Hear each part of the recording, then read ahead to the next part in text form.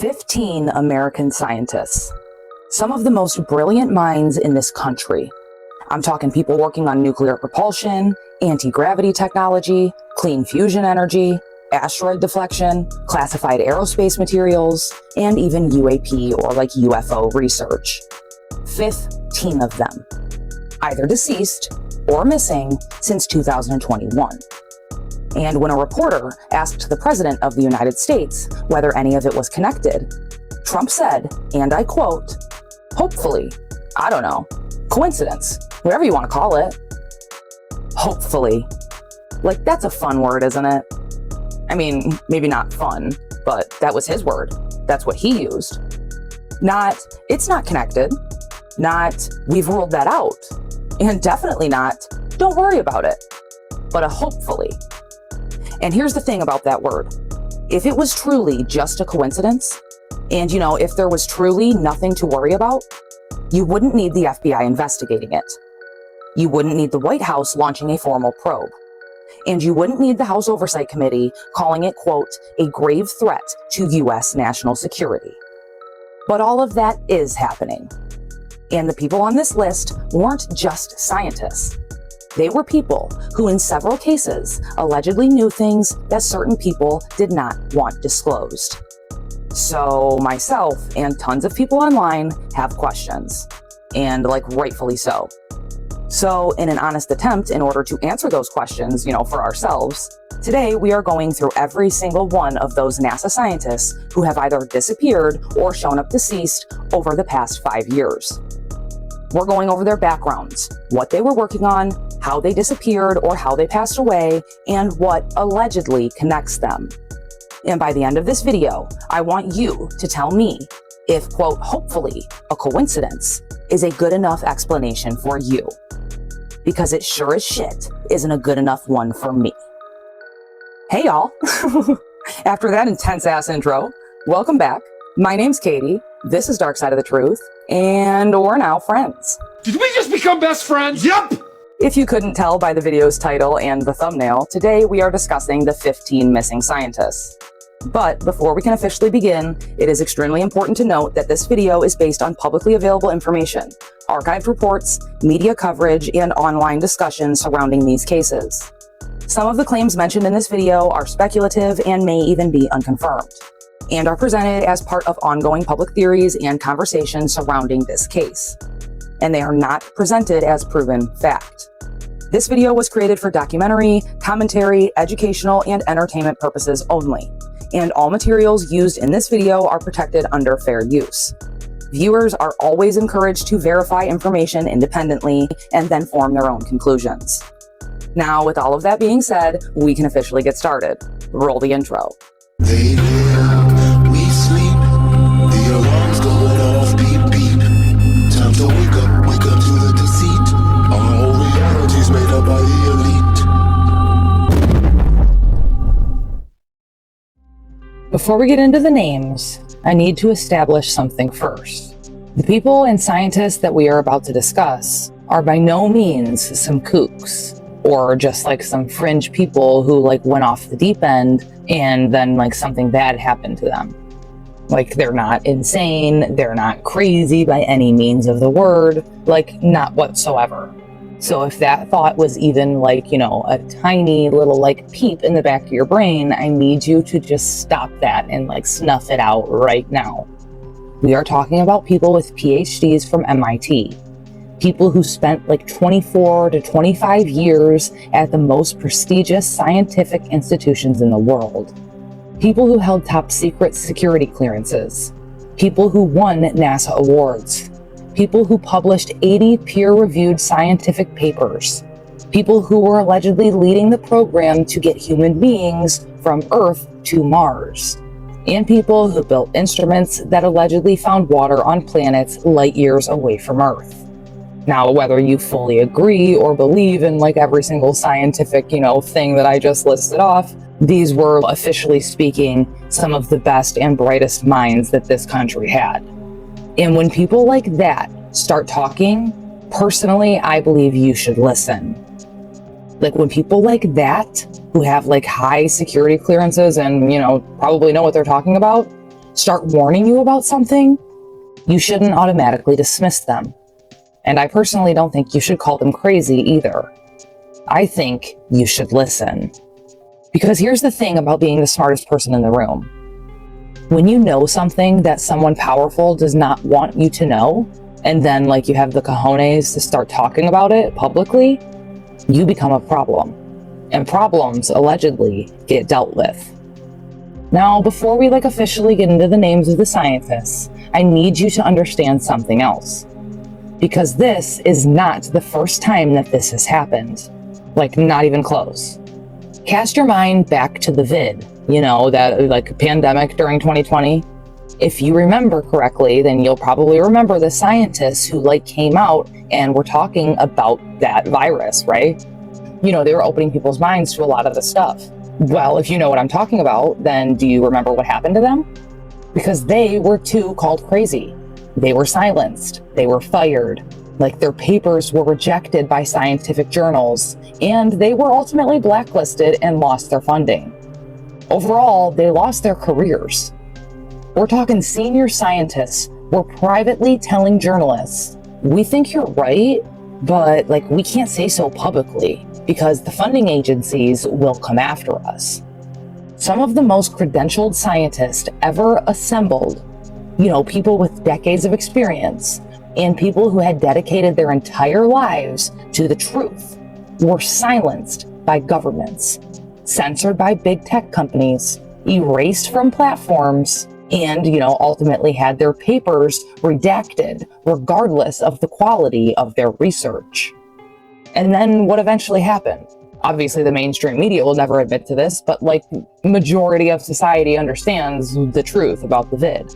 The truth came out, at least, on social media and amongst people with a brain. We know it was BS. We know the jab was BS. We know that really everything was just BS. The mask wasn't going to protect you from anything. It was just false flag ploy to see how many people they can still brainwash, I guess. Who knows? My opinion, all my opinion. But even when majority of us understood that the scientists were trying to tell us the truth during, that incident in 2020, that didn't really change much. The scientists who tried to tell us the truth first, many of them paid a price that they will never fully recover from. That price being, of course, the ultimate price, their life. Or if they didn't pay for it with their life, then they definitely paid for it with their career and their reputation and stuff. It's crazy. And that was only 5 years ago. It wasn't ancient history. It was 5 years ago.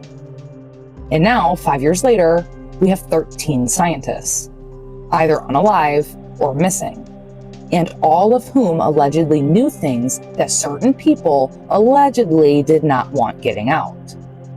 Things that, if disclosed, would have threatened the stranglehold that certain powers have over modern society. Over your energy use, over your technology, and over what you're allowed to know about what is really going on. So are we really going to make the same mistake again? Are we really going to dismiss these people before we've ever even heard what they're trying to tell us? Because personally, I don't want to. History has a pattern. And the pattern is this. The scientists who try to tell you the truth pay the highest price for it. Every single time. All right, y'all, it's time for us to get into these scientists. We are going to go through them in chronological order from the very first one to disappear and show up unalived all the way through the most recent one to disappear and then show up unalived. And you can let me know by the end of everything if these still sound like just a coincidence, like Trump tried to say. Let's start at the beginning. The first person on our list is a woman named Amy Eskridge. And I need you to pay very close attention to this one, because Amy's case is not just the first case on our list. It is arguably the most important one. And not because of how she passed, but because of what she was trying to tell the world before she did. Amy Eskridge was 34 years old and based out of Huntsville, Alabama. Now, Amy wasn't a direct NASA employee, but NASA ran in her blood. And I really mean that literally. Her father, Richard Eskridge, was a retired NASA engineer. And together, Father and daughter, they co-founded a company called the Institute for Exotic Science. Her father, Richard, was the chief technology officer, and Amy was the CEO. Now, what is the Institute for Exotic Science? Well, that's a really great question. I'm glad you asked. In Amy's own words, it was created as a public-facing persona to disclose technology, not to study it quietly behind closed doors, and not to publish papers that only 6 people would ever read, but to tell the world about. That was their mission. Now, let me tell you what Amy was working on and what she was trying to disclose. Because this, my friends, is the part that I personally believe is what got her taken out. Amy was looking into anti-gravity technology and free energy. And that, of course, is the kind of knowledge that if it got out, it would completely dismantle the systems that currently control how we power our world. We discovered anti-gravity, and it's a real hassle. We discovered anti-gravity, and it's the worst thing that ever happened to us. And are you aware that there are 8 forces of nature? 6 forces anti-gravity. That's what my group has a mathematical equation to physically describe. And then 7th force is basically energy into matter into energy, which sounds like what? A portal, man. If you can energy matter, you can download yourself into a new whatever through a portal.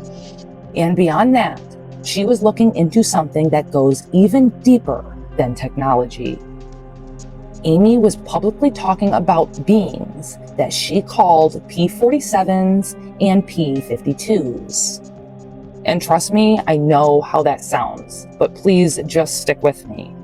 Because this woman had credentials. This woman had NASA bloodlines. And this woman's information allegedly came directly from Hal Puthoff, who, if you don't know, is a physicist who worked with the CIA's remote viewing program and the Defense Intelligence Agency. And those programs should sound familiar if you watched my previous video. So Hal Puthoff was not just some random dude on the internet. He is a man with a resume that most scientists would kill for. And that is important. So what are the P47s and the P52s? Well, P stands for present, meaning P47 would represent present plus 47,000 years. And the same for P52. P52 would mean present plus 52,000 years. So what Amy was allegedly claiming, and what she said that she got from credible insider sources, is that the beings that we have all been calling aliens are not actually aliens at all. They are allegedly us, future humans. Yeah, you heard me right. So according to Amy's, credible insider source, in the future, there are 2 separate groups that have survived a catastrophic event on Earth that essentially takes place tens of thousands of years from now. And one of those groups traveled back in time to our present, like today in 2026. One group allegedly survived underground, beneath the surface of the Earth, living in darkness for thousands of generations after whatever catastrophe hit. The other group survived on the surface, but barely. They were exposed to radiation and environmental devastation. The ultra-terrestrials, have you heard of the P52s and the P47s? Okay, these P47s and P52s are totally chopped, but who are they? Well, these are the claims that the late Amy Eskridge discussed before she was unalived, claiming that the beings that we call aliens might not be aliens after all. They may be us from the future, ultra-terrestrials. And they kind of look like this famous painting from Edvard Munch. Anyway, P47 and P52 meaning present plus 47,000 years and 52,000 years respectively. And the reason they exist supposedly starts with an apocalypse-level event in our near future. This calamity wipes out almost everything, and humanity splits into 2 groups. One goes underground, the P47s, and the other, the P52s, somehow manage to survive on the surface. Over tens of thousands of years, they evolve in different ways. The underground ones become what we know as the Greys, and And the surface survivors, the P52s, remain more human-looking, although they grow taller, and these could be seen as the Nordic-style aliens that people talk about. And these two types are the most commonly reported alien species from contactees. And then both of these groups independently managed to invent UFO craft and time travel, and decided to go back to our time. But for what reason? Well, if you've heard of Project Looking Glass, this might make sense, but if you haven't, it's basically said to have been this top secret program where scientists invented a device that could look into the future. And what they saw was this unavoidable future catastrophe, and no matter what was done to change the timeline in our present day, the outcome was always the same. It's like something that has to happen to us. So maybe the P47s and P52s are here to make sure this event happens, or maybe they're trying to alter the timeline in some way, or for some other reason entirely. Now, I'm not saying that that's what these beings are, because there are a lot of different theories as to what the true nature is about aliens and the UFO phenomenon. And trust and believe, I already know the next question that's coming because I had it too. If they're supposed to be us, why do they look like that? Like, why do they look more like creatures and less like humans? Like, what happens to us? I don't like the future. At least if that's how we're gonna look, like, no thanks, dog. Well, according to the story, the reason why they look like that is because 47,000 years of living underground after a global catastrophe will do things to a species that we can barely imagine. We're talking no sunlight for thousands of generations. So essentially, your skin would probably lose all pigment and may even go gray. If you were living in complete darkness for thousands of years, then I guess I could see it as a possibility that your eyes may grow into like a massive size in order to absorb whatever tiny amount of light exists. Sure, maybe. Maybe you could even explain your body shrinking and your head's growing larger as like your brain function increases, so on and so forth. And then I guess you could even say that your DNA would probably deteriorate across tens of thousands of years, especially if you were exposed to radiation and like other environmental stresses. So essentially, to answer why they look like that, well, according to the story, they could look like that because that is allegedly what happens to us after 47 years of, catastrophe, underground survival, migration across the stars, and generations of like DNA breakdown. They're not manufactured. They're not like, devolved humans who have been chipped by their government. They're allegedly, according to the story, what we become. Now, I gotta step out of reporter mode here for a moment because I personally have my own thoughts on what the P47s and the P52s may actually be. And it doesn't really have much to do with the future. Well, it does, but not like 47,000 years from now, like they're trying to say, right? If you've been a subscriber here for a while, then you already know that on this channel, we talk about biblical truth. And I personally believe that we are in the end times, as do a lot of you. So, what if the beings that Amy Eskridge was allegedly getting her information from were not future humans? Because I personally don't believe that this Earth is going to continue for another 47,000 to 52,000 years. I just don't think it's going to. So what if they're not future humans in the sense of the way that we are thinking, who survived underground and so on and so forth, right? What if they were demonic entities, like the fallen angels, or the same beings that the Book of Enoch has literally been warning us about for thousands of years? Think about it. Yah cast them out. They lost their domain.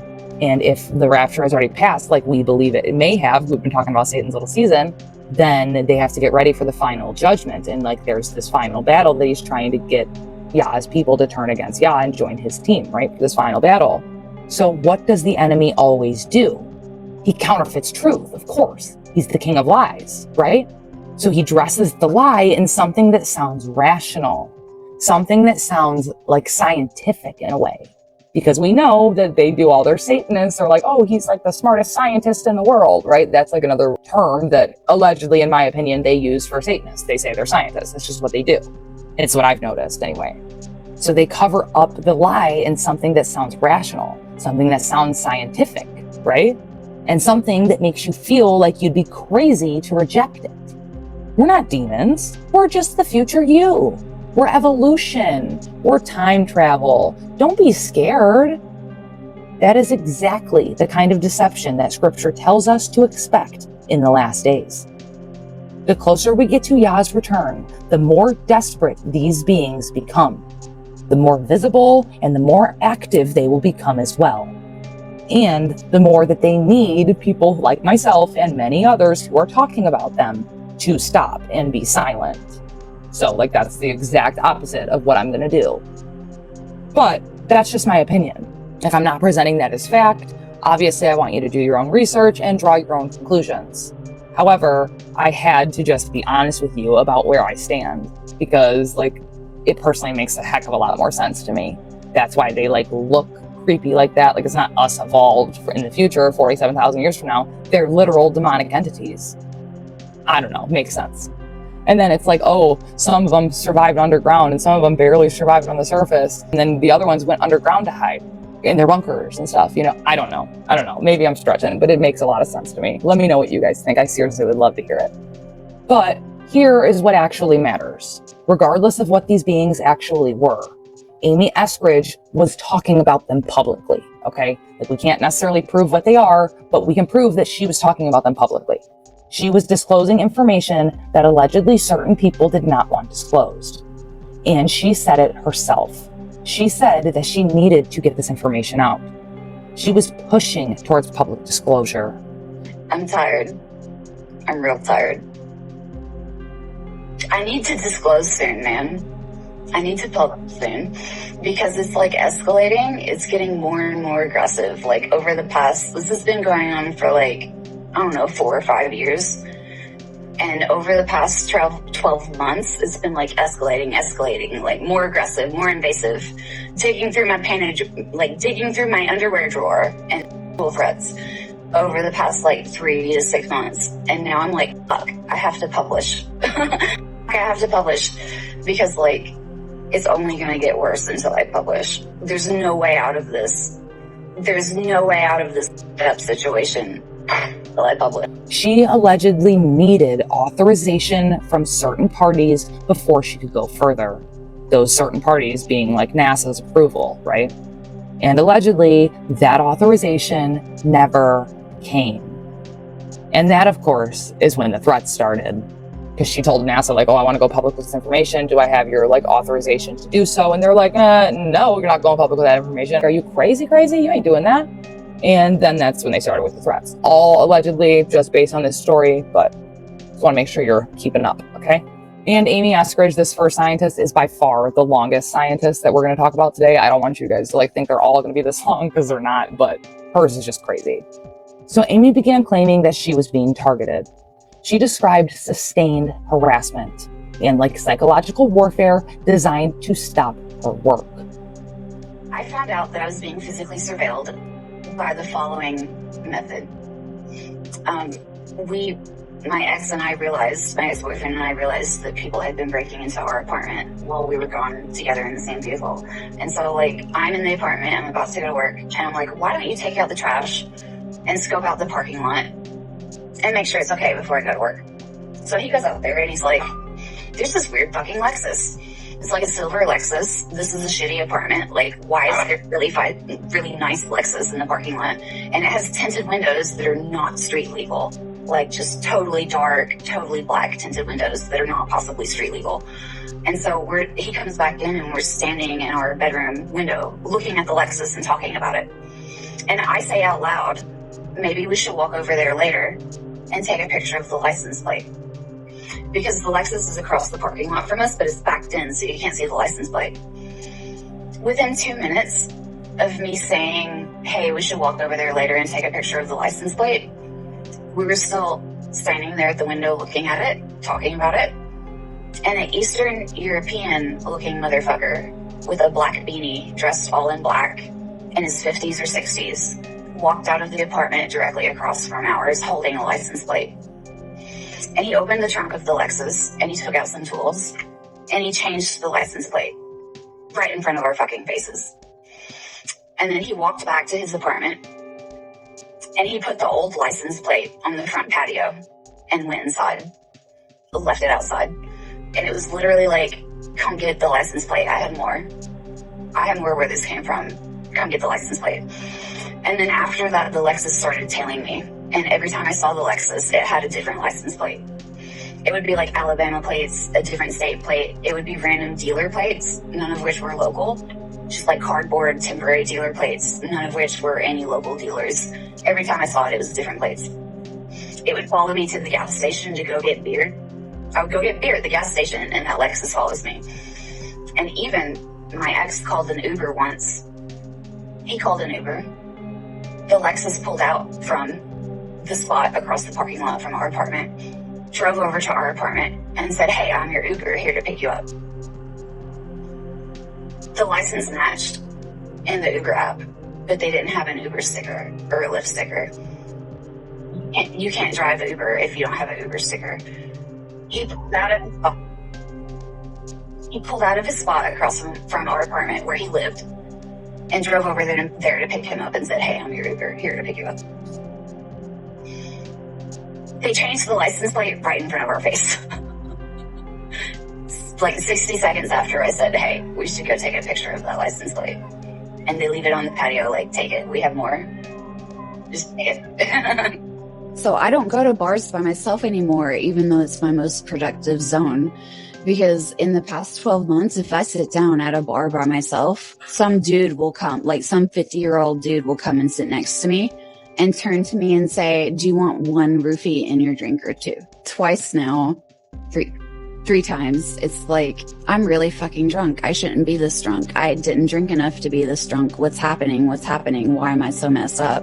And then all of a sudden the people at the bar around me are like, "What do you do for a living? Tell us. Do you work for the government? What do you do? You're sitting there at your laptop. It looks cool. Tell us what you're doing." And I'm like, "Hey, you didn't ask me that," until I suddenly was disoriented. Until I came back from the bathroom, finished my beer, and was disoriented and super more drunk than I should have been. She claimed that she was being hit with what she described as a directed energy weapon, which is basically a military-grade device that can burn human tissue or human skin from a distance without leaving conventional marks. She said it was being operated from an SUV parked near her home. She even went on to share photographs and videos of what appeared to be burn marks on her hands while she was using her laptop. And we, of course, have those videos. My hands have been burned to hell and back as I've been typing. Because you can beam me through there and through there. And you can get a 3D image of what I'm typing. Because this computer doesn't have a Wi-Fi card. You can't hack it. But you can maybe get a 3D image of me typing. So like we just did that. And did that as an act of pure desperation. And guess what? I feel better immediately. Like, my hands still burn because there's damage. But it's like my body relaxed when we barricaded. So that was a video of Amy Eskridge, who back in 2022, and she was working with anti-gravity. And right here, she's talking about how it hit her whole upper body and burned her hands. And right here, she talks about how the window blinds were melted in this text message. And then she even talks about how it's some type of new DEW that she has never seen. This is some bizarre stuff. What do you think? Wake up. Now, obviously, we cannot independently confirm those claims that she was making, that she was being, targeted with a direct energy weapon and it was burning her skin through her computer. I can't verify that, obviously, but here is what I can tell you. Amy said on record, and I want you to hear this, so I am going to quote her directly. She said, quote, "If you stick your neck out in private, they will bury you. They will burn down your house while you're sleeping in your bed, and it won't even make the news. That's why the Institute exists," end quote. If you stick your neck out in public, at least someone notices if your head gets chopped off. You stick your neck out in private, f*** you. They will bury you. They will burn down your house while you're sleeping in your bed, and it won't even make the news.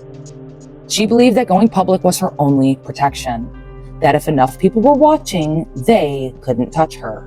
And then, approximately 1 month before she passed away, Amy texted her business partner. The text said, and I quote, "If you see a report that I myself, I most definitely did not. If you see any report that I OD'd, I most definitely did not." End quote. Do I need to read that again? 1 month before she passed away. And this is what she was texting her friend. And based on the events that transpired afterwards, I'm going to go ahead and say that she wasn't being dramatic. And she wasn't just having a bad day. She was telling someone in writing exactly what she believed was coming. And exactly what lie she believed would be used to cover it up. And of course, she was right. And no, she wasn't clairvoyant. On June 11th of 2022, Amy Eskridge was found deceased in Huntsville, Alabama. Her passing was officially ruled a self-inflicted, pew-pew wound. And no public investigative report was ever released. No autopsy results were ever made public. And her own institution, where she was employed for, said nothing. Yeah. A former British intelligence officer named Frank Milburn, who had been in direct contact with Amy shortly before she passed away, told News Nation that she had feared for her life, and she had warned him that she believed she was being targeted. After her passing, the Institute for Exotic Science website went offline. Let me guess, just another coincidence, Trump? And Congressman Eric Burleson has publicly stated that there is, quote, significant evidence Amy Eskridge was targeted by a directed energy weapon using microwave energy, end quote. Officially, as we know, her passing was ruled as a self-unaliving. But Amy Eskridge told you herself what was going to happen. She put it in a text message. She said it on camera. She even named the technology that she believed was being used against her. She was talking about things that the wrong people did not want talked about. And a month after warning her friend exactly what would happen to her, it happened. Exactly the way that she said it would. Remember, Amy Eskridge. Remember, Huntsville, Alabama. Because we are going to come back here. The second person on our list is a man named Michael David Hicks. And if Amy Eskridge's case is the one that makes you angry, Michael David Hicks's case is the one that makes you uncomfortable. Because there's no dramatic warning, no text messages, and no public accusations. Just a man who spent 24 years working inside of one of the most classified research facilities in the country, and then passed away, quietly, and with no explanation that was ever given. Ever. Michael David Hicks worked at NASA's Jet Propulsion Laboratory in California from 1998 to 2022. NASA's Jet Propulsion Laboratory is also often referred to as JPL. So if you hear me referring to something as JPL, that is what I'm talking about. So, Michael David Hicks worked at NASA's Jet Propulsion Laboratory, which was in California, from the year of 1998 to 2022. 24 years. And he was described by everyone who knew him as warm, funny, and deeply passionate about his work. He played the ukulele, he loved Hunter S. Thompson, and he was a very big Muppets fan. By all accounts, he was exactly the kind of person that you would want in your corner. And professionally speaking, he was exceptional. Over his 24-year career at JPL, he authored more than 80 peer-reviewed scientific papers. His specialty was asteroids and comets. He wanted to understand what they're made of, how they move, and critically, what it would take to redirect one if it were ever on a collision course with Earth. Now here is the part that I need you to pay attention to. He worked on something called the DART project, which, if you don't know, is NASA's mission that in 2022 successfully redirected an asteroid for the first time in human history. Which, on its face, sounds like pure science. And maybe it is. But here is what most people don't know. The same technology that you use to redirect an asteroid is the very same technology that you use to intercept a ballistic missile. It's the same tracking systems, the same targeting, and the same interception method. The line between space science and weapons technology is razor thin. And the people who understand one allegedly understand both. And Michael David Hicks understood both. He left JPL in 2022, and a year later, on July 30th of 2023, at 59 years old, he passed away. The cause of his passing was never publicly disclosed. There is reportedly no record of a public autopsy, and NASA and JPL made no statement. And of course, no government agency said a single word regarding his passing. His daughter Julia told CNN that her father had been struggling with known health issues. And she pushed back on speculation, saying that there's no train of logic that would implicate him in any investigation. And maybe she's right. Maybe it was his health. Maybe it was completely unrelated to everything else on this list. But here is why I am keeping an open mind. And what I keep circling back to. A man spends 24 years at one of America's most important scientific facilities. At that facility, he works on some of the most sensitive programs that they have. And when he does pass away, we're met with complete silence, like complete institutional silence. No statement, no acknowledgement, absolutely nothing. That's weird. Michael David Hicks, I believe, was the one who caused his death was not announced. He died in 2023, and donations were asked to be given to Alcoholics Anonymous. Yes, sir. Also marked him yellow because while it doesn't give a cause of death, it certainly doesn't mention or anything like that, and it does allude to the fact that he had a drinking problem. This is a scientist who worked in the JPL laboratory, and he was a research scientist who participated in NASA's DART project, an experiment to determine whether it is possible to divert potentially hazardous asteroids from striking Earth overlapping with defense systems. And his longtime colleague and co-worker at JPL was a man named Frank Maiwald. And check this out. Frank Maiwald would also pass away within 13 months of Michael David Hicks's passing. And like Michael David Hicks, Frank Maiwald was also an employee from JPL. Also with no cause of his passing ever being publicly released either. So now you have two senior scientists. One that we just talked about, obviously, Michael David Hicks, and one, Frank Maiwald, who we are about to get into. Both of them working at the same facility, who pass away 13 months apart. Both of them just disappear without any explanation or a single comment from the company or government that they work for. And both gone without an explanation. Remember that. Number 3 is Frank Maiwald. And Frank Maiwald's case is where the pattern of institutional silence stops feeling like coincidence and starts feeling like policy. Frank Maiwald was born in Germany and spent 25 years building one of the most impressive careers at NASA's Jet Propulsion Laboratory. Over those 25 years, he rose to the title of JPL Principal, which is an internal designation that JPL only gives to scientists making what the institution itself describes as outstanding individual contributions.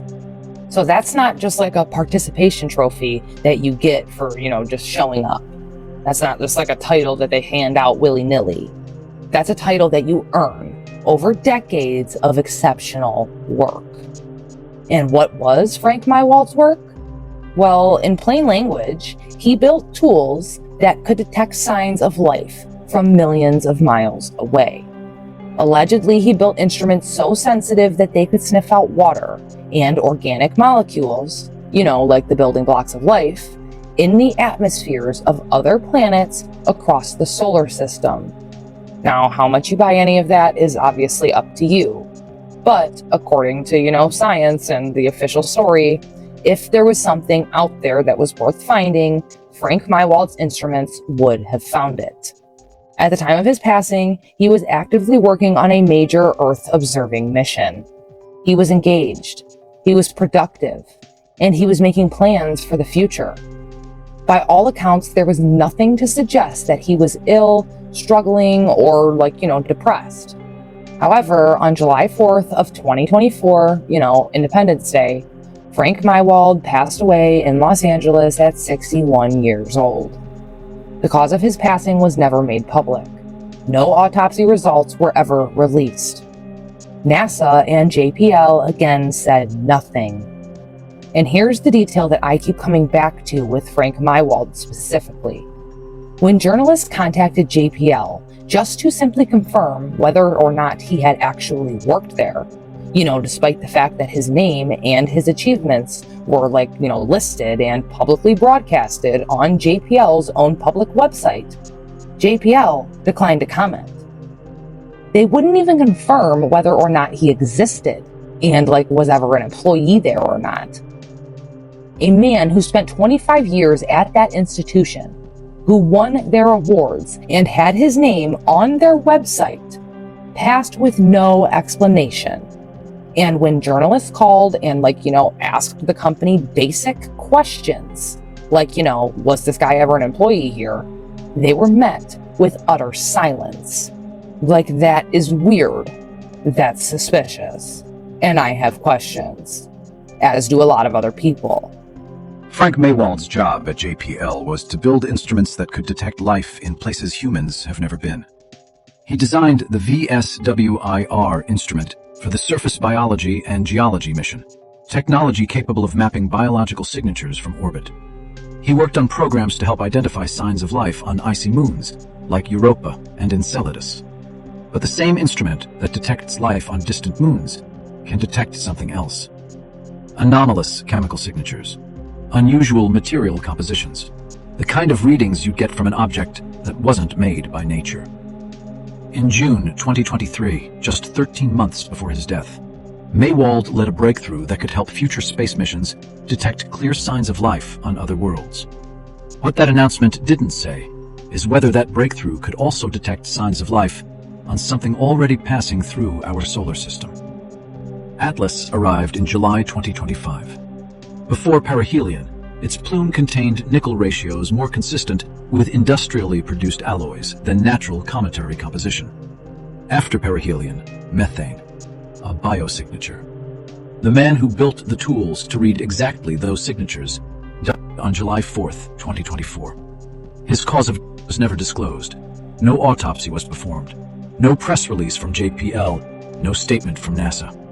His obituary is the only public record that Frank Werner Maiwald existed and then stopped existing. His instruments survived him. His findings may not have. Now at this point, we have 3 people on our list. We have Amy Eskridge, who was, publicly disclosing information about beings and technology that the government allegedly did not want disclosed, and she is now deceased.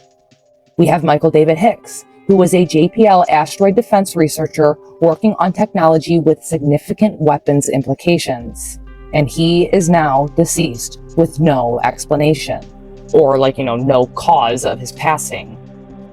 And also, so far on our list, we have Frank Maiwald, who was a JPL scientist building instruments designed to detect signs of life across the solar system. He is also deceased, with, again, no explanation that was ever given. And JPL itself won't even confirm if, he existed or was ever employed there. So far we have 3 people over a span of 3 years. And we are just getting started. Because 11 months after Frank Maiwald passed away, a woman who also worked at JPL would vanish on a hiking trail merely 30 feet behind her friend. But before we get to her, we need to talk about a man who was 2 weeks away from telling Congress everything he knew about UFOs. Until he wasn't 2 weeks away from telling anybody anything, because they got him. Allegedly, of course. Number 4 is Matthew James Sullivan. And I'm going to be straight up with you on this one, because Matthew Sullivan is one of the cases where confirmed public information is very thin. And what we do know comes primarily from the public statements of Congressman Eric Burlison. So we are going to tell you exactly what has been confirmed. Matthew James Sullivan was 39 years old. He was a former United States Air Force intelligence officer, and he had been involved in government programs related to UAP intelligence gathering. So essentially, he's like an Air Force intelligence officer who had been involved in government programs related to gathering intelligence on UFOs, because UAP is another fancy word for UFOs. It just stands for unidentified aerial phenomenon instead of unidentified flying object. But he was gathering intelligence on, like the classified kind of UFOs. Like the kind where you sign paperwork that follows you around for the rest of your life and dictates what you can and cannot say to anyone. Like, ever. At some point in early 2024, Matthew Sullivan agreed to testify before Congress. He was scheduled to sit down for a federal whistleblower interview about government UFO programs. He was going to talk about what he had seen, about what he knew, and about what allegedly exists inside classified programs that the public has never been told about. That interview was scheduled, and it was on the books to officially take place. And within 2 weeks of that scheduling, Matthew James Sullivan was deceased. Let me guess, another coincidence there, Trumpy boy, huh? We're seeing a lot of those, I'm just saying. Congressman Eric Burlison told Fox News directly, quote, he was scheduled to come in for an interview. Within 2 weeks, he had suspiciously committed, self-unaliving, end quote.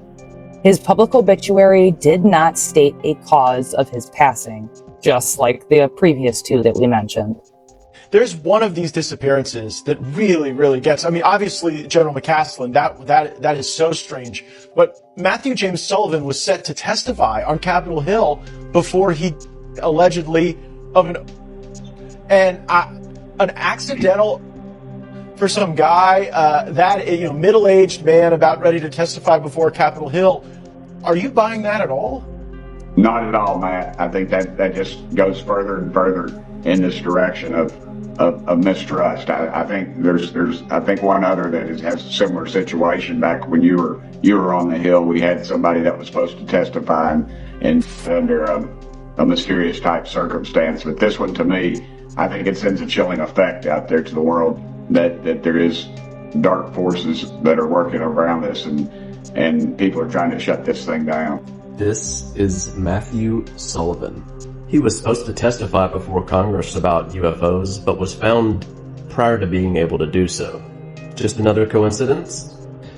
A former U.S. Air Force intelligence officer died before he could testify in a whistleblower hearing about UFOs, sparking demands for an FBI investigation. Matthew James Sullivan was just 39 when he died on May 12, 2024, after reportedly taking his own life. However, his official cause of death has not been made public, nor was the case reported by local media at the time. Now, Congressman Eric Burlison of Missouri has told the Daily Mail that Sullivan was preparing to be a key witness for congressional investigators looking into unidentified anomalous phenomena, more commonly known as UFOs. Burlison shared he had grave concerns that Sullivan's death appears suspicious, suggesting that the veteran intelligence officer may have been targeted to silence him before revealing knowledge of non-human spacecraft and extraterrestrials. Look at Matthew Sullivan's credentials and his experience. He certainly was someone who was read in at the highest classification levels and knew some of our nation's most important secrets, Burlison explained. And so did a lot of other people. Like maybe the recent people that have gone missing? The congressman explained that an investigation by the Intelligence Community Inspector General uncovered serious allegations of misconduct and potentially unlawful activities, which pointed to the 39-year-old not being a... Burlison said the fact that he had been scheduled by the UAP task force, that he had been scheduled to come and speak. After hearing about this tragedy, I feel it was worth looking into. On Thursday, he made a formal request to FBI Director Kash Patel to have agents investigate Sullivan's as a potential crime.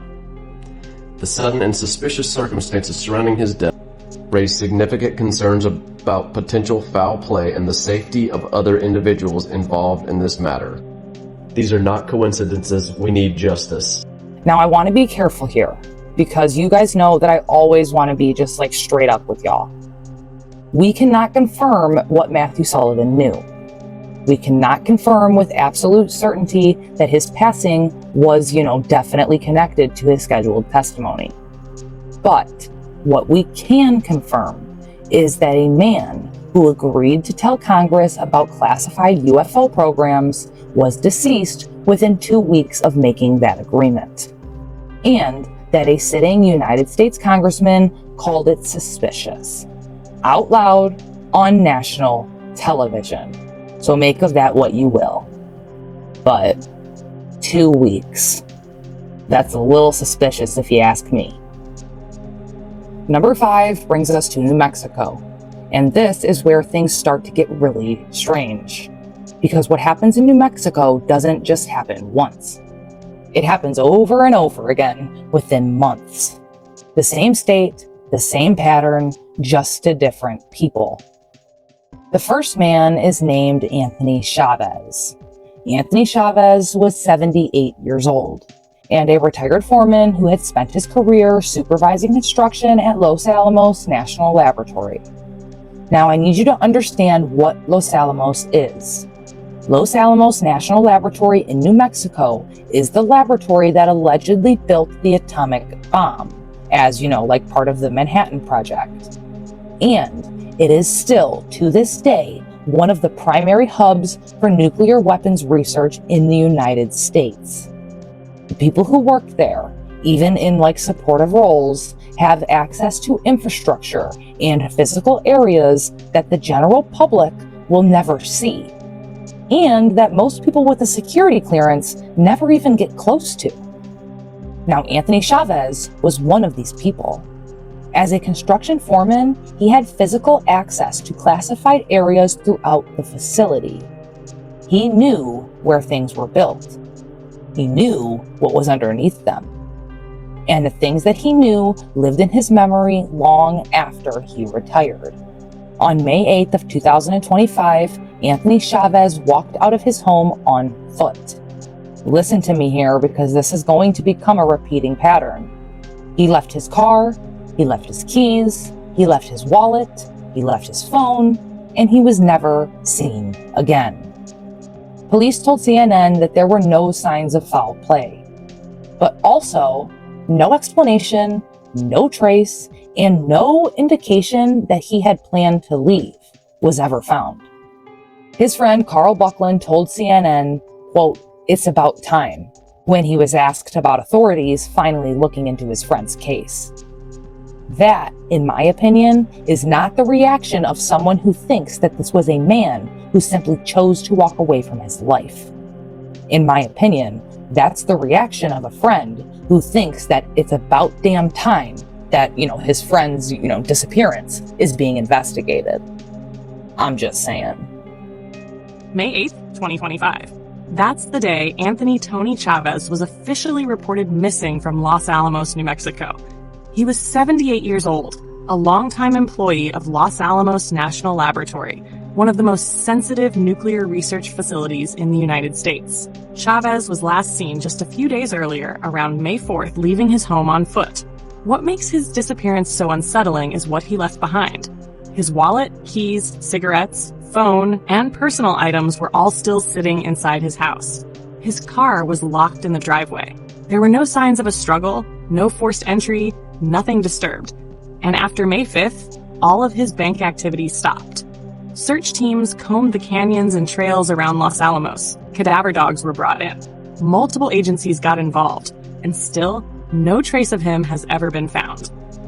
Before retiring in 2017, Chavez spent decades working at Los Alamos National Laboratory, a cornerstone of America's nuclear weapons and national security research. Officials haven't released details about his exact role or security clearance, but his disappearance is now part of a larger pattern the FBI is reviewing. A cluster of scientists and staff connected to nuclear and aerospace programs who have vanished since February 2025. Family and friends say Anthony Chavez was stable, healthy, and deeply rooted in his community. Walking away without his essentials and never being seen again is completely out of character. And as of today, his case remains open with no answers. But I want you to remember, May of 2025. New Mexico, Los Alamos, and a man walking out on foot, leaving everything behind and just disappearing. Because just 1 month later, in June of 2025, it is going to happen again. And then again and again. Like I said, it's kind of a repeating pattern from here on out.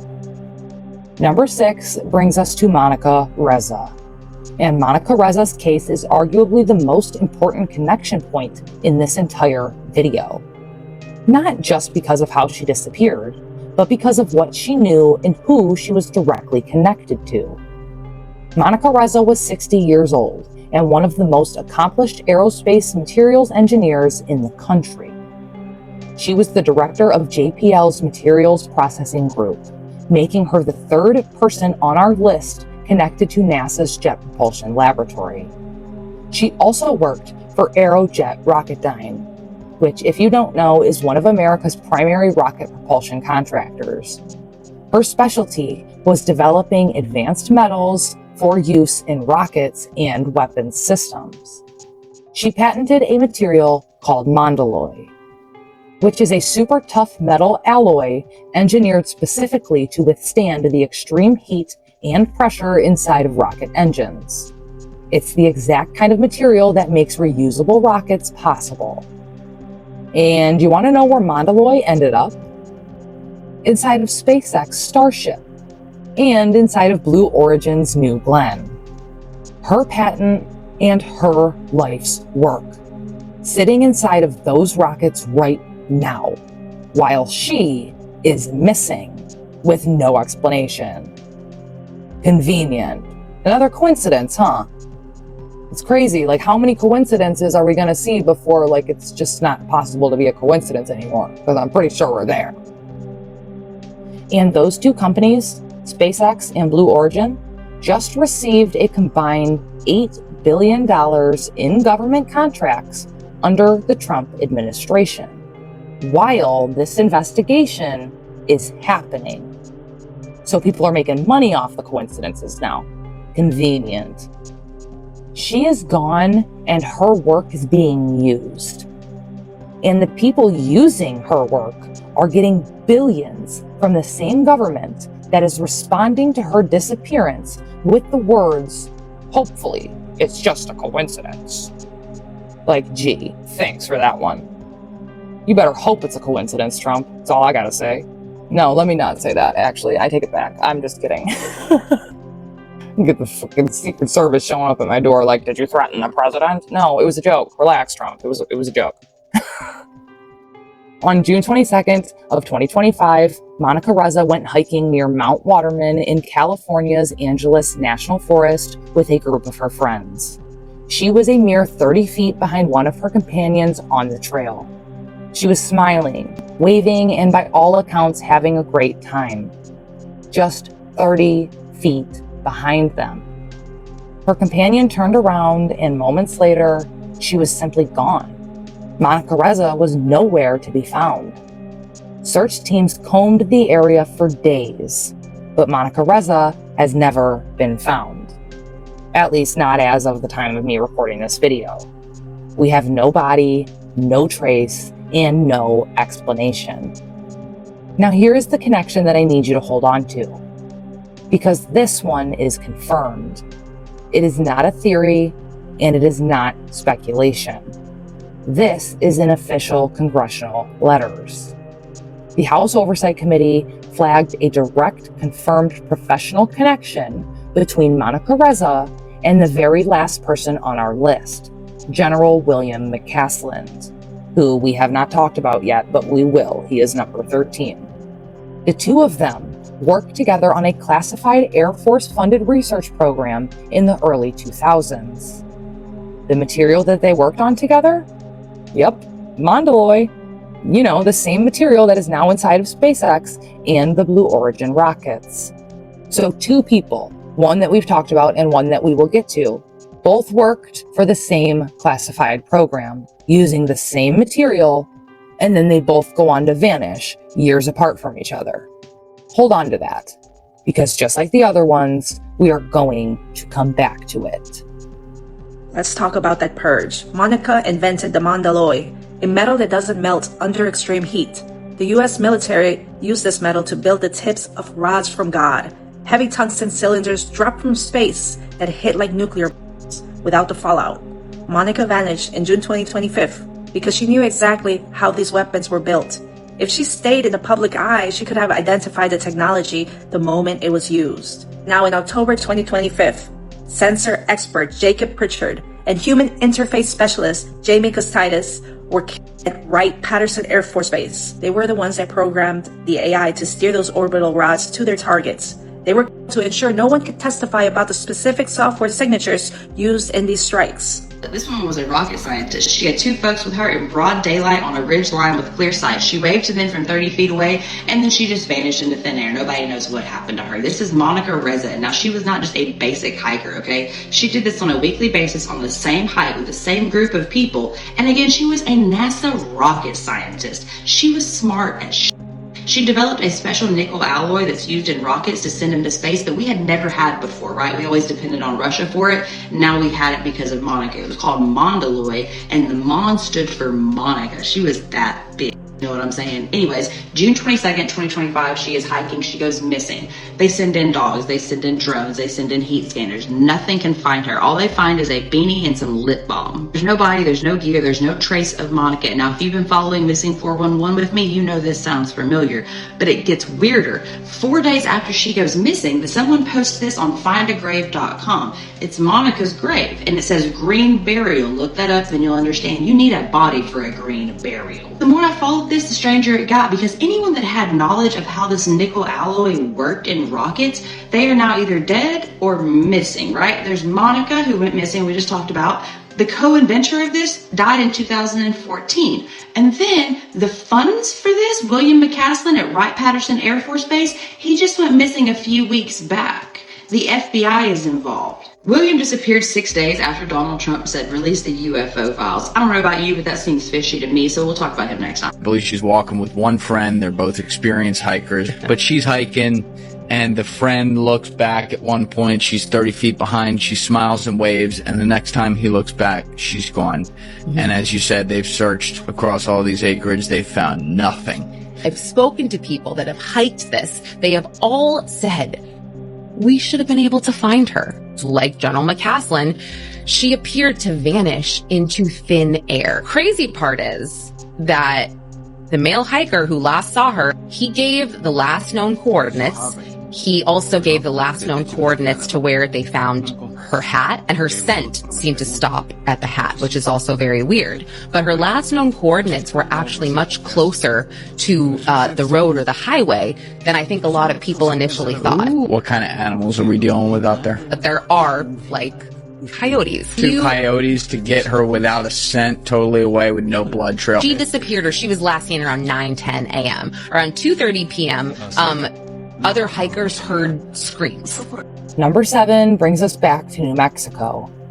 4 days after Monica Reza vanished from a hiking trail in California, a woman named Melissa Casias disappeared from New Mexico. The same month, just a different state.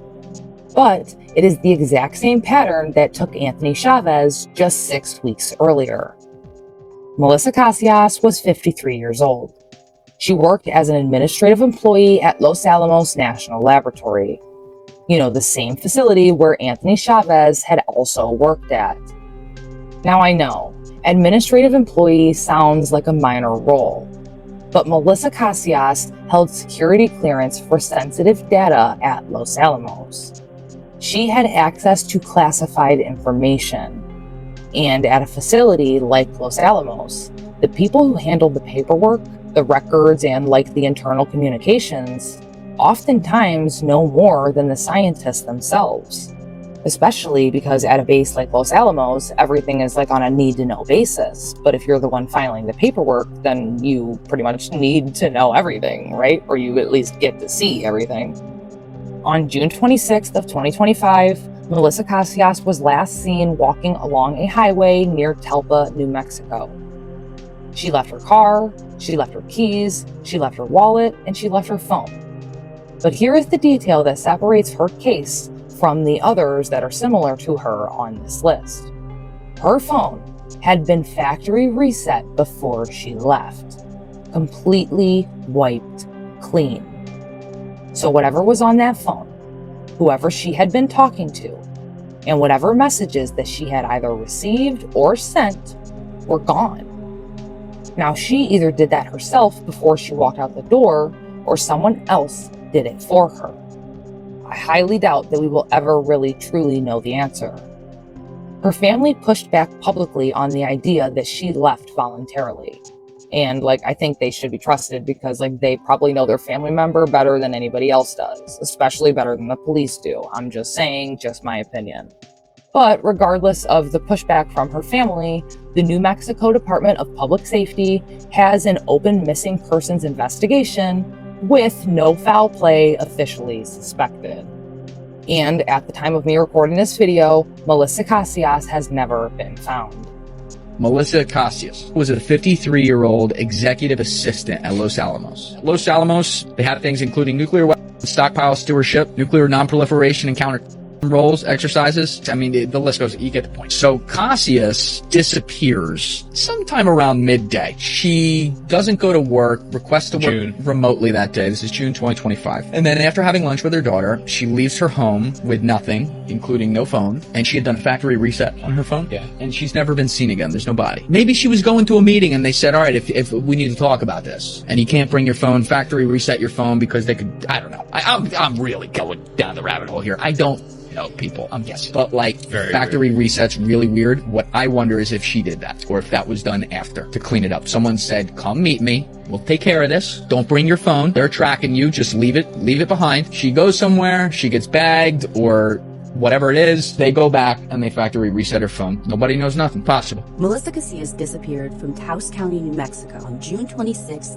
2025. And I'm going to break down the 3 strangest facts of this case and the 7 clues left behind that might tell us what happened. And I need you to spread the word. Here's what we know based on police reports that we obtained. On June 26, 2025, 53-year-old Melissa Casias drove herself and her husband, Mark, to Los Alamos National Laboratory, where they both worked similar shifts. Video surveillance shows Melissa arriving at a guard shack in their white Volkswagen at 6:13 a.m. Now, the normal routine is for Melissa to drop Mark off at his building, go to hers, and then pick him up at the end of the day. But today was different right from the start. Strange thing number 1. At 6:20 a.m., instead of going to her scheduled shift, Melissa's white Volkswagen is seen leaving the Los Alamos National Laboratory property. Strange thing number 2. Melissa sends an email to work saying something came up with her daughter and she was going to be a little bit late. But there is nothing in the records that I've seen that would suggest anything did come up with her daughter Sierra. She's at home and she wakes up at around 7:30 a.m. for her own work shift, surprised to find her mom at the house. Strange thing number 3. Melissa says that she came home because she forgot her work badge. But this is also super weird because Mark later tells police that he saw her hand it to the security guard at the guard shack. But at home, Melissa offers to make Sierra breakfast. And her daughter's like, don't you have to get back to work? And she basically tells her no, I'm already late. Plus, Melissa says she might just stay home the whole day because she had errands to run. Sierra goes off to work and everything seems fine. At around 11 a.m., Mark needs their shared car, but he can't reach his wife on the phone when he tries to call her. Now, it's unclear why Melissa wasn't answering his calls at this time because we know she's available. We know this because around lunchtime, Melissa goes to a Subway and buys a sandwich that she drops off to her daughter at her work just before 1 p.m. Video footage collected by police that we've obtained confirms that she was in this area. Now, her daughter says that they talk and still everything seems fine. At some point that day, Mark gets a call from Melissa's supervisor asking where she is. And Mark says this is when he first realized that she wasn't at work, but he's not overly worried yet. He contacts their daughter. Mark tells police that Sierra said, Mom says find a ride home. By 2:34 p.m., any texts going to Melissa's iPhone, they're delivered in a green bubble, not blue, which means either the phone doesn't have an internet connection or its iMessage is disabled. Concerned, Sierra leaves work and she gets home by 3 p.m. And this is when things really get weird. When their daughter gets to the house, she sees her parents' shared Volkswagen in the driveway and she finds odd clues left behind in the house. Clue number 1, the door to the house is locked. locked, but all of Melissa's things are inside, including her keys. And according to a police report, they're told no other keys are missing that could have been used. Along with her keys and her purse, her work phone, her personal phone, even her old phone are all there at the house. Clue number 2, her phones weren't just left behind. Both of her personal cell phones had been factory reset, completely wiped. Now, once Mark gets home and he sees everything Sierra found, he calls police to report his wife missing. This is Mark Casias. We cannot locate my wife. We haven't heard from her all day, and this is not like her. She doesn't do this, much less me with all her phones and contact people, and I mean, she even left me walking, not walking, I had to get a ride with one of my friends. Just out of it right now. I'm just trying to figure this out. That's fine. I have an officer on the way and they're going to go speak with you, okay? They learned that Melissa and Mark were struggling financially. She and her husband kept separate accounts, and though Melissa made about half what Mark did, she was in charge of paying a lot of the bills. One of her checking accounts was overdrawn by about $600, and they owed back taxes. These money troubles had more than just financial implications. According to Melissa's former supervisor, who spoke to police, this caused Melissa and Mark to lose their security clearance at work. Now, it didn't really affect Mark's role as a superintendent, but Melissa is an administrative assistant in a secure building, and when she lost the clearance, she had to be moved to a different site. Not the end of the world, but she was having performance issues on top of that. Now, Mark said their marriage was good. Even the financial stuff was getting figured out. Melissa had just told a friend that she was paying the IRS back. No biggie. Now, Mark gives permission for police to look around. The house, while cluttered, doesn't show any signs of a struggle, though there are two things that stand out in Mark and Melissa's bedroom. Clue number 3. There are a pair of boots on the floor in front of a fish tank. Now, Mark said he hadn't used those boots in forever, even mentioned spider webs being on them. But the officer didn't see any spider webs. What he saw on the boots was mud. The right boot had dried mud on the sole, and the mud from the toe area down to the arch was wet. Clue number 4. Near these boots, they found another clue. Blood. Now, before you start jumping to conclusions, thinking something happened to Melissa in her home, and that she didn't even leave on her own or willingly, we spoke to the police, and they said the swabs they took of the blood are out for testing right now, and they don't know yet if it's human or not. Clue number 5. Once word gets out that Melissa is missing, a family friend calls and says that he saw Melissa the day she disappeared while he was out on his lunch break. According to this man's statement, he was driving east on the way to a pull-off spot where he sometimes stops to eat his lunch. And that's when he passed a woman in jeans and a sweater walking in the same direction on State Road 518. When he reaches the pull-off near Forest Road, he pulls out to eat his lunch and he calls his son. This is at 2:19 p.m. And then after he's called his son, he sees this woman again. She passes by him, walking briskly, head down. And this is when he's pretty sure it's Melissa. She's skinnier than he knew her to be, but we know from another person who police interviewed that she'd actually lost a lot of weight recently since she'd been put on thyroid medication. Now, this spot is about a 47-minute walk from their home, so it wouldn't be that odd for her to be there, especially because she was known to take long walks, and the timing lines up, right? Like after dropping off the sandwich to her daughter, she could have gone home, then set out on that walk and made it to that spot he sees her at by 2:19 or so, right after he calls his son. Now, to be sure, he gets back on the road. He sees the woman is still walking, and when he passes her this time, he is sure of it. It was Melissa Casias. Police later get surveillance footage from a house right by where he was eating lunch that day that shows Melissa walking east at exactly 2:18 p.m. He wanted to stop and talk to her, see if she needed anything. So he found a place to turn around and drove to the area that he expected her to be at if she had kept walking in the same direction. But when he got there, just moments later, Melissa was gone. Which brings us to what might be our next clue. I want to call it clue number 6. The man tells police that where Melissa should have been, he saw a newer model, dark blue Dodge Ram long bed pickup truck in good condition with tinted windows. The truck was gaining speed like it had just been stopped prior and was driving east on State Road 518. Was Melissa walking away from her life? Did she walk out there to meet someone who picked her up? Or was she just going for a long walk like she was known to do when she was met with foul play? I think it's the latter because of the final clue. When a couple who knows Melissa was out participating in searches for her, they found a pile of clothes on the side of State Road 518 near the Amole Road intersection. This is a 15-minute drive from where the blue truck was spotted, and the clothes are found in the same direction that it was heading. The couple wasn't sure if the jeans and sweater they had found were Melissa's, but the woman who found them said that there was a hair tie, like cinching the jeans, and that was something that Melissa was known to do after she lost weight. Police told us that the items found didn't match the description of what Melissa was last seen wearing, so they told us they haven't sent the clothes off for any sort of testing, though they still should have them in evidence should future testing be necessary. And that's it. There have been no sightings of Melissa Casias after 2:18 p.m. on June 26, 2025. With every day that passes by, her family grows more and more desperate for answers. investigators. I go to bed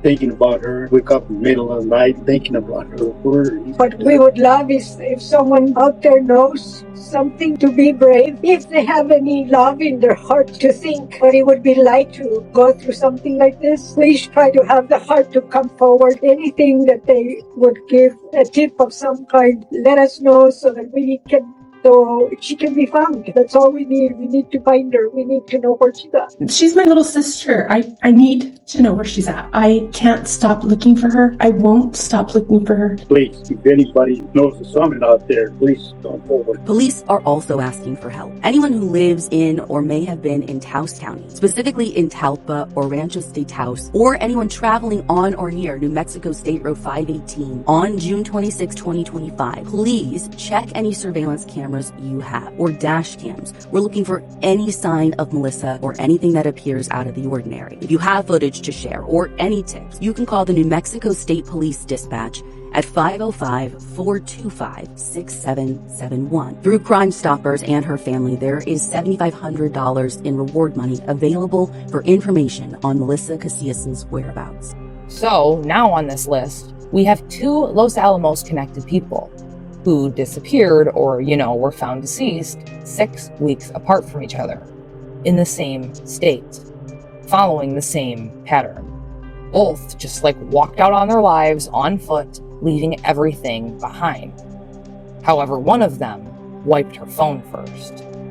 And as strange as that all seems, we are not by any means done with New Mexico quite yet. Number 8 on our list is Joshua LeBlanc. And this one hits different because Joshua LeBlanc was only 29 years old. 29.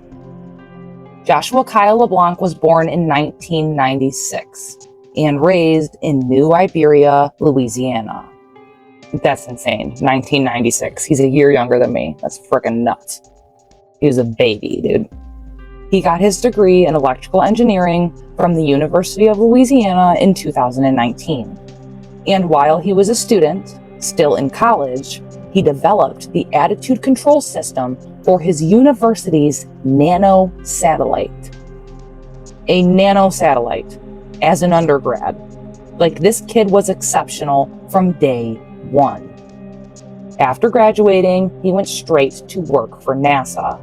And within 5 years, he wasn't just working at NASA, he was leading one of its most sensitive and significant programs. Joshua LeBlanc was the team lead for something called the Draco program. In plain language, he was leading the development of a nuclear-powered rocket engine. An engine designed to dramatically cut the travel time to Mars and make crewed missions to the outer solar system allegedly possible in a way that our current technology simply just cannot do. NASA itself has said that this technology will enable faster and more reliable transport for crew and cargo missions to Mars. Now, again, how much you believe any of that is obviously up to you, but that's the claim being made here on what he was working on. He was 29 years old, and he was allegedly leading the program to get human beings to Mars. So, whether you believe that's really what they were working on or not, because I don't really think that anybody can go to Mars. I don't think you can go to any of the planets. Regardless of that, he was high up in NASA, okay? He was respected there, and he was 29 years old. So, homie was smart. That's the point I'm trying to make, okay? And then, on July 22nd of 2025, Joshua LeBlanc's family reported him missing. He, like so many others on this list, had left his phone at home, left his wallet at home, even left his dog at home. His Tesla's own built-in security camera data showed that he had driven to the Huntsville airport and just sat there for hours. He was in a trance or something. I don't know. Strange. Then all of a sudden, 4 hours later, he snapped out of it and just drove west, completely unplanned and without telling anyone. And 100% out of character for him, at least, according to his family members. His Tesla was then found in a rural area of Alabama, burned beyond recognition. His body was inside of the Tesla, also burned beyond recognition. And I'm sorry, but like that is not how someone would ever choose to like, take their own life. I'm sorry, but that is like a horrific way to go. So that's not a self-doing. I'm just saying. Authorities confirmed his identity 3 days later. That's how burnt he was, okay? It was bad. Joshua LeBlanc grew up in New Iberia, but he was working in Huntsville at NASA as an electrical engineer. His family reported him missing earlier this week. His car was found Tuesday afternoon, 2 hours away from his home with no signs of him anywhere. Joshua LeBlanc was well known in New Iberia, where he graduated from Catholic High and later attended and graduated from UL Lafayette. His family tells me he last communicated with them at 4:32 a.m. Tuesday. They also told me he never showed up for a job that he loved that morning as well. What we do know about his disappearance is this. Alabama authorities did track his blue Tesla Model 3. According to the Tesla car data, it stopped for 4 hours at the Huntsville International Airport, which is about 12 minutes from his apartment. The data shows his car left the airport, traveled west on Alabama back roads before crashing in Florence, Alabama. Tuesday, 2 p.m., the car was discovered and a body inside, but the body was found burned beyond recognition, according to family members. But the case has only raised more questions. LeBlanc's phone, his personal belongings, and even his dog were all left behind in his Huntsville apartment. Family members say the detour and disappearance don't match anything Joshua had planned for that day, and now they believe he may have been abducted from his home. This guy who was in his Tesla, and this was a NASA nuclear scientist. So he was found deceased in his Tesla after colliding with a guardrail, leaving his body so burned that he was completely unrecognizable, according to a new report from Fox News. 29-year-old Joshua LeBlanc, who worked on nuclear propulsion projects, died in a fiery crash over the summer. His family at the time said they feared he had been abducted when he left his phone and wallet at home. According to Tesla Sentry Mode data, his vehicle sat at the Huntsville, Alabama airport for 4 hours on the morning of his death. Again, a lot of these people have some weird connection to Huntsville or Wright-Patterson. His car was later found that afternoon. Authorities have now told Fox News that the car collided with a guardrail before slamming into trees. It then burst into flames. His family said it was completely uncharacteristic for him to not communicate with them and that it was not part of his plan to travel west that day. LeBlanc had an impressive resume according to his LinkedIn profile. He worked at NASA for over 5 years. He was a team lead for NASA's Space Nuclear Propulsion Instrumentation and Control Maturation. LeBlanc then became a team lead for NASA's demonstration rocket for Agile Cislunar Operation, codenamed Draco, a nuclear thermal propulsion engine, according to Fox. This was a brilliant man and a serious guy, certainly under odd circumstances. This is not an Amy Eskridge. This guy was inside the belly of the beast, if you will. Do you remember what I told you at the beginning of this video, after we talked about Amy Eskridge? Remember, I told you to hold on to Huntsville, Alabama? Because at first, we had Amy Eskridge, like I just said, and she obviously was the anti-gravity researcher who publicly disclosed, information about beings and technology that certain people allegedly, did not, and I can imagine would not want disclosed. She was found deceased in Huntsville, Alabama in 2022.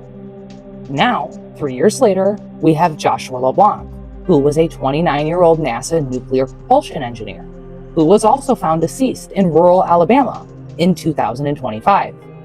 The same state, and both people connected to NASA's Marshall Space Flight Center in Huntsville, Alabama. 3 years apart from each other.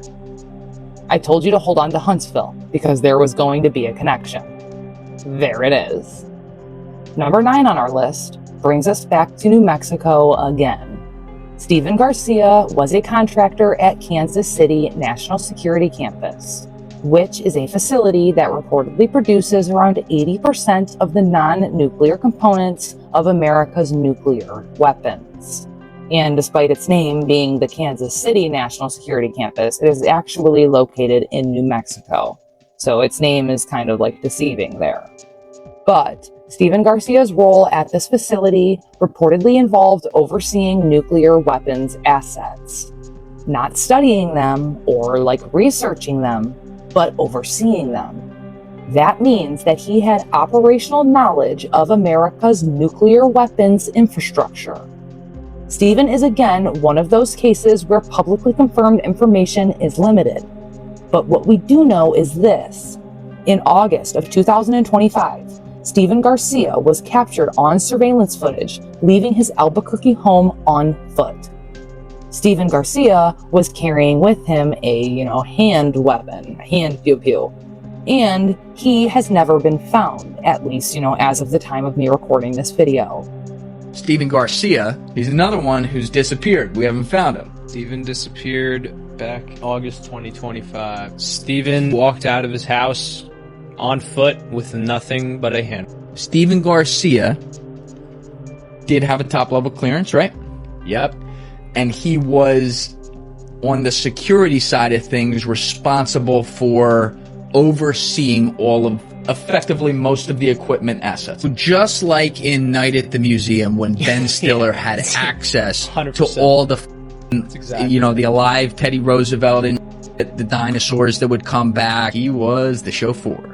Mm-hmm. He was in charge of getting very VIP people from one place to the other, which meant he knew who was there. He knew when they had to go somewhere, what time that was going to happen, not only how it was going to happen, but he was doing it. Again, not a nuclear physicist. He's not reinventing E equals MC squared. Nothing like that. But if someone were to know or accidentally have access to where, I don't know, the bodies are buried around there, he'd be a good candidate. Now I want you to take a step back and look at what we have in New Mexico alone. We have Anthony Chavez, who worked at Los Alamos, who disappeared in May of 2025, and he's just gone. We also have Melissa Casias, who also worked for Los Alamos, and she disappeared in June of 2025. She also is just gone, but, her phone was wiped before she disappeared. And now we have Stephen Garcia, who was a nuclear weapons campus contractor. And in August of 2025, he too just disappeared. But he was carrying a hand weapon. And we will get to one more person shortly, who is also from Albuquerque, New Mexico, who is also gone. So at the end of this list, we will have in total 4 people from one state, and all of them coming from 3 of the most classified nuclear and aerospace facilities here in America, and all of them disappearing within 9 months of each other. In my opinion, I don't care what Trump says, but New Mexico is no longer a coincidence. Sorry, Trump. This makes New Mexico a pattern. Sorry, not sorry. Number 10 is Nuno Loureiro, and this one has an official explanation. So I, of course, am going to give you that explanation. And then I'm going to tell you why some people aren't satisfied with it. Nuno Loureiro was 47 years old. He was a Portuguese-born physicist who had built one of the most impressive careers out of anyone in his field across the entire world. He was the director of MIT's Plasma Science and Fusion Center, and he was a professor of nuclear science, engineering, and physics. And according to colleagues and researchers who worked alongside him, he was reportedly one of the people closest to cracking what's called clean fusion energy. In plain English, fusion energy means replicating the same process that powers the sun right here on Earth. We're talking unlimited clean power, no fossil fuels, no pollution, and no utility bills. Essentially free energy for the entire planet. Think like Tartaria, the kind of technology that would completely dismantle every power structure built on controlling the world's energy supply. If that technology gets out, entire industries collapse overnight. Entire fortunes would disappear.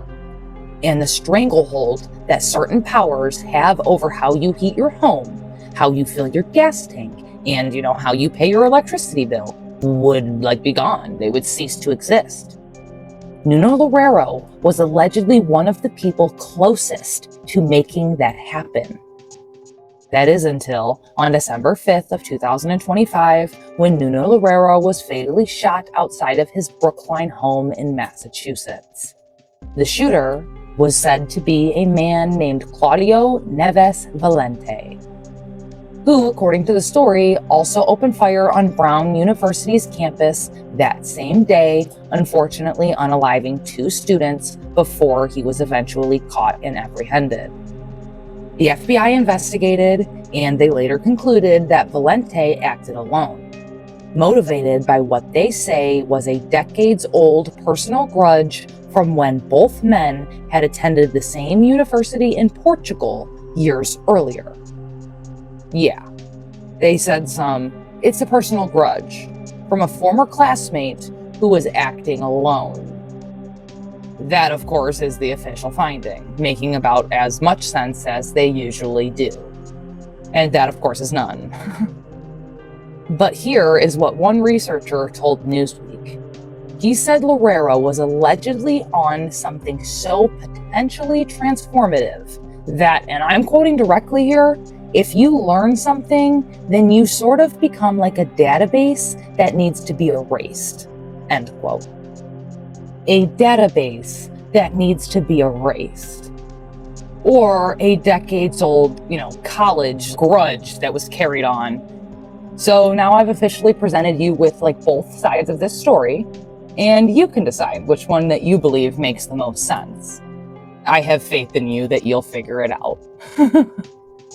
Tonight outside Boston, police are investigating the deadly shooting of an MIT professor found in his home in Brookline. Authorities say Nuno Loureiro, who taught nuclear science, was found shot multiple times in his home.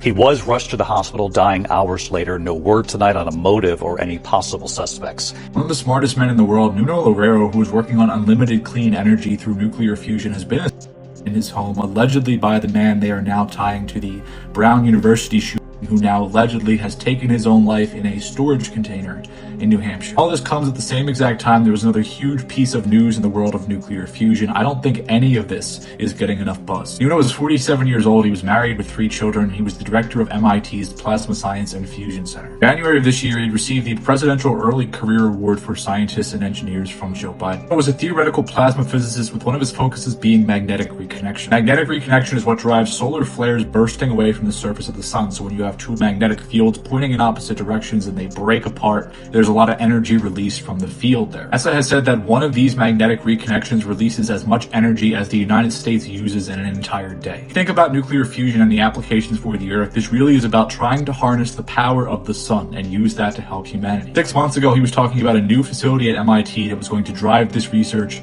to new heights. Now he's gunned down in his home, and authorities, after originally saying there was no connection between what happened at Brown University and what happened to Nuno, they're now saying that the same man perpetrated both atrocities. The man is allegedly Claudio Manuel Neves Valente, who is now dead after allegedly taking his own life in a storage unit in New Hampshire. I'll be very blunt, there's been a lot of confusion and conflicting reports about what happened at Brown University and what happened here. I think when there are 2 things where one of them has a clear explanation and one of them does not, and they are tied together, you have to look at the thing that has a clear explanation and ask what is going on here. According to the Jerusalem Post today, Israel is examining the possibility that it was Iran, which is interesting because this is a guy that was just looking to help develop clean energy, right? So I find everything about this post to be intriguing. An interesting thing called out by this Jewish news outlet Forward is that in this moment where there are genuine acts of anti-Semitism in the world, that this particular case, there's a push across the internet to call this guy both Israeli and Jewish. He was a man from Portugal. We don't know his religion. That is not documented. Same people are also saying he was targeted for speaking out in favor of Israel in the war against Palestinians. That is not the case. That has never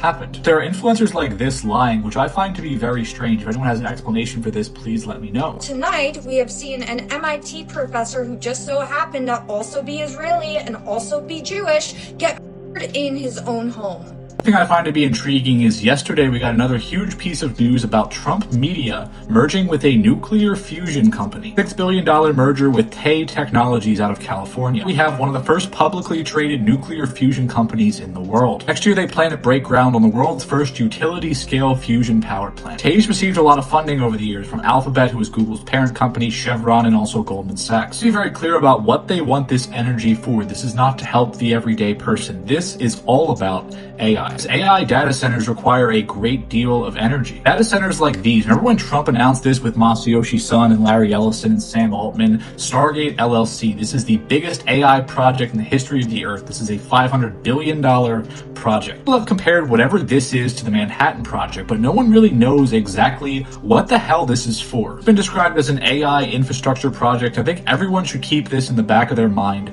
as we move forward. If you invent something useful for all humanity, do you risk being for it?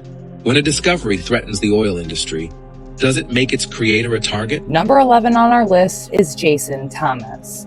Jason Thomas is another case on our list where the connection to classified research is like pretty much thinner than a lot of the other ones.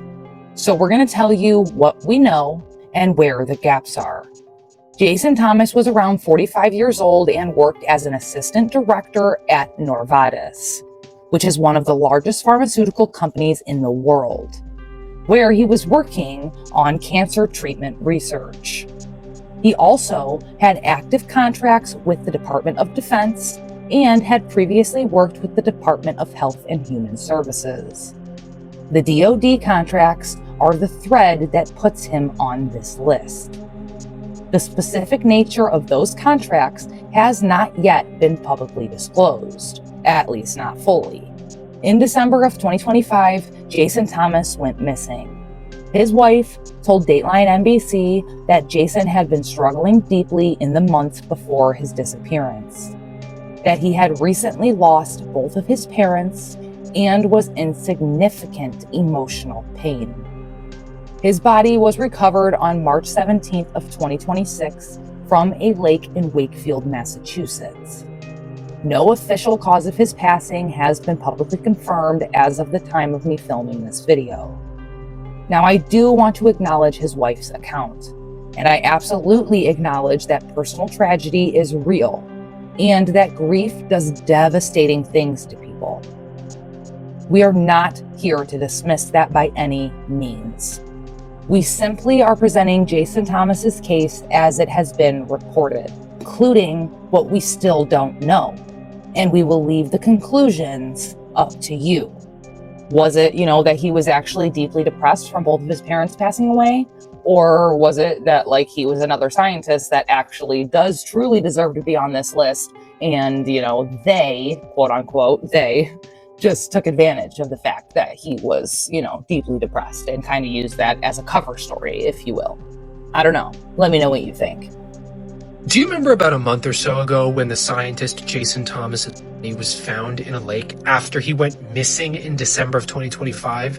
And the internet sort of pointed out and said, hey, that's the 11th top scientist in the US to go missing or mysteriously in about 3 to 4 years. Can someone look into that? Number 12 is Carl Grillmair.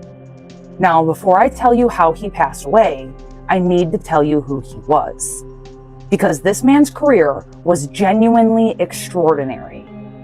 And it matters in order to fully understand why his name ended up on this list. Carl Grillmair was 67 years old and spent decades as a research scientist at Caltech, the California Institute of Technology, which is the institution that manages NASA's Jet Propulsion Laboratory, which I'm sure you guys are more than familiar with, at least by this point in the video. So that makes him the 4th person on our list connected to JPL in 4 consecutive years. Think about that for a second. 4 people, all connected to the same institution, and all disappearing within a 4-year time span. 1 per year, like clockwork. During his career, Carl Grillmair contributed to some of the most significant astronomical discoveries of the last 2 decades. He studied exoplanets, or planets that are allegedly outside of our solar system, and was part of a team that used infrared telescope technology to allegedly detect water on planets that are light years away from Earth. His colleagues described his methods as ingenious, but beyond the headline discoveries, he also worked at NASA's NEOWISE and NEO-SURVEYOR missions. And those, if you don't know, and to track asteroids and near-Earth objects, The same asteroid tracking infrastructure that Michael David Hicks, the second scientist on our list, spent his entire career building as well. Both working on technology that sits on the line between space science and military defense systems. And both of them are currently deceased. On February 16th, 2026, Carl Grillmair was, shot until he was deceased on the front porch of his own home. A suspect was later arrested, and he was described as a neighbor who had been allegedly trespassing on the Grillmair's property for months before the shooting took place. He had allegedly been showing up uninvited and claiming to be hunting coyote in the area. Carl's wife Louise came out publicly, and I personally think that she deserves to be heard. Louise told the press that she believes her husband was the victim of a misguided revenge plot, and that the suspect had been causing problems on their property for months, and blamed Carl for the police contact that followed. She knew her husband. She lived these events with him. So in my opinion, her account matters.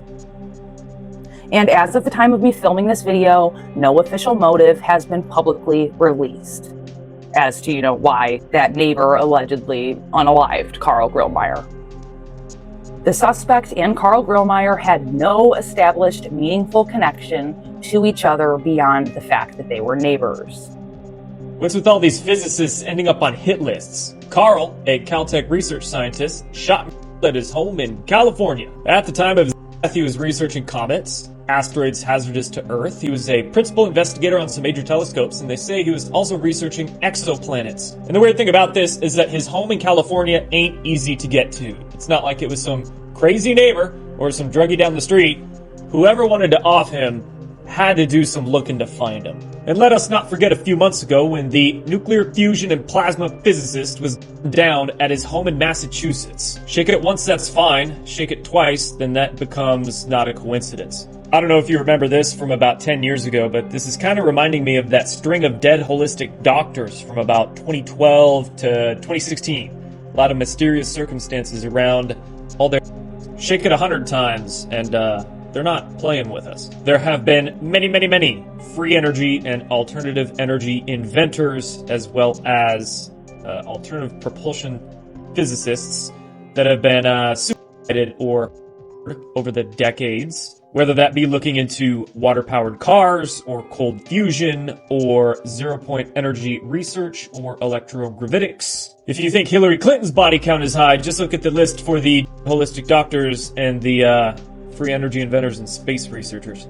I want to talk about the scientist that got killed because this is so sketchy, right? This is 67-year-old Carl Grillmair. He's a scientist studying exoplanets, looking for signs of water, stuff like that. He's looking for life on distant planets. If they have water, they probably have life. And he found one with water, apparently. Now, this scientist, they said he was shot. This is where he lives. This guy lives in the middle of nowhere. And to be honest, who is beefing with the scientists? All they do is, their job all day, or they chill at home with their family and their wife and their kids if they have one. The guy that shot him was a 29-year-old. Now, I'm not sure how that guy found him. I mean, the guy is a scientist studying the cosmos. He's not some, guy on TV every day committing atrocities, like those people in the Epstein files. But why in the world would this guy randomly pick to just go and kill a scientist? The 29-year-old, his name is Freddie Snyder. The cops haven't even identified a motive. They have no idea why he did this. Everyone is saying this has CIA, this has people at the top written all over it. I'm just not sure why anyone would do this. This has become a trend, scientists, physicians, a lot of people that are trying to, better humanity are just getting killed randomly. What do you guys think is going on here? Because this is weird. So what can we make out of this entire situation? Well, we have a man who was shot until he was deceased by one of his neighbors while he sat on his own front porch with no confirmed motive as to why his neighbor would have done that. And this man, Carl Grillmair, the victim of course, also happened to be the fourth JPL connected scientist to pass away within a short 4-year time span. In my personal opinion, those coincidences, if you will, is not something that you can just file away without asking questions. So I've officially presented you with both sides, Louise's account and, the official narrative. And of course, I've given you the unanswered questions that unfortunately remain. And the rest is up to you. I want you to decide what this information means to you. And then there's number 13, General William Neal McCasland. And if you've been paying attention, then you probably recognize that name because I did hint at it earlier. But I need you to understand who this man is before we talk about the fact that he is gone. Because this is not just a researcher, and this was not just like a regular lab employee, nor was this just a regular contractor. This was a retired United States Air Force Major General. William Neal McCasland spent decades at the absolute apex of America's most classified aerospace and defense research.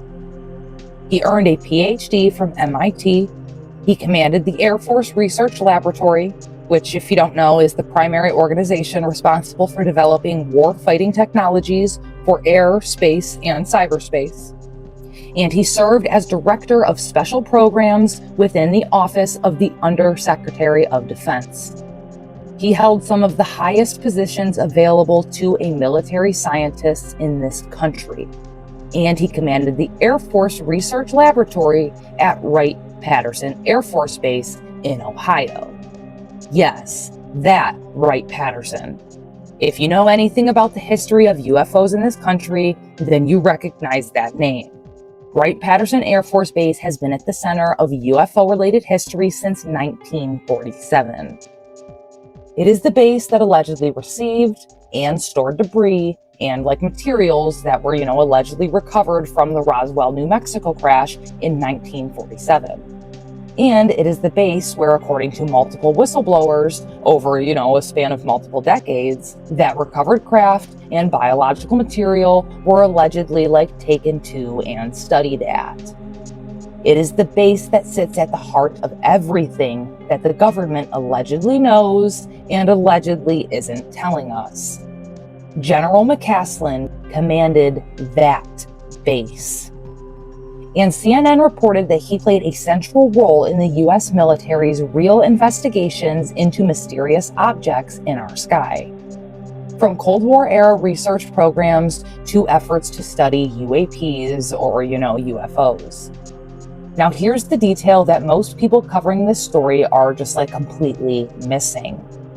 And this one changes everything about how you understand McCasland's disappearance. WikiLeaks released John Podesta's emails. Podesta being a longtime Clinton associate whose hacked emails became a massive story. I'm sure you heard about it. And inside those emails, Tom DeLonge, I don't know if it's DeLonge or DeLonge, I don't know. I'm just gonna go with Tom DeLonge. But inside those emails, Tom DeLonge from Blink-182 was corresponding with Podesta about UAP disclosure. And DeLonge told Podesta that McCasland was going to help him take UAP disclosure public. McCasland was allegedly moving toward blowing the whole thing wide open, helping a very public figure go on record about what the government knows about what's in our skies. And then, after all of those emails became public, and the world could see what was being planned, McCasland suddenly pulled back. Very dramatically, I might say, and went completely quiet. And he completely retreated from any public association with disclosure. He went utterly silent. And then, years later, when the House Oversight Committee wanted to bring him in to interview him about UAPs, he vanished. Congressman Burleson has stated publicly that he believes McCasland may have been silenced for being a potential whistleblower. And remember what I pointed out earlier, McCasland and Monica Reza.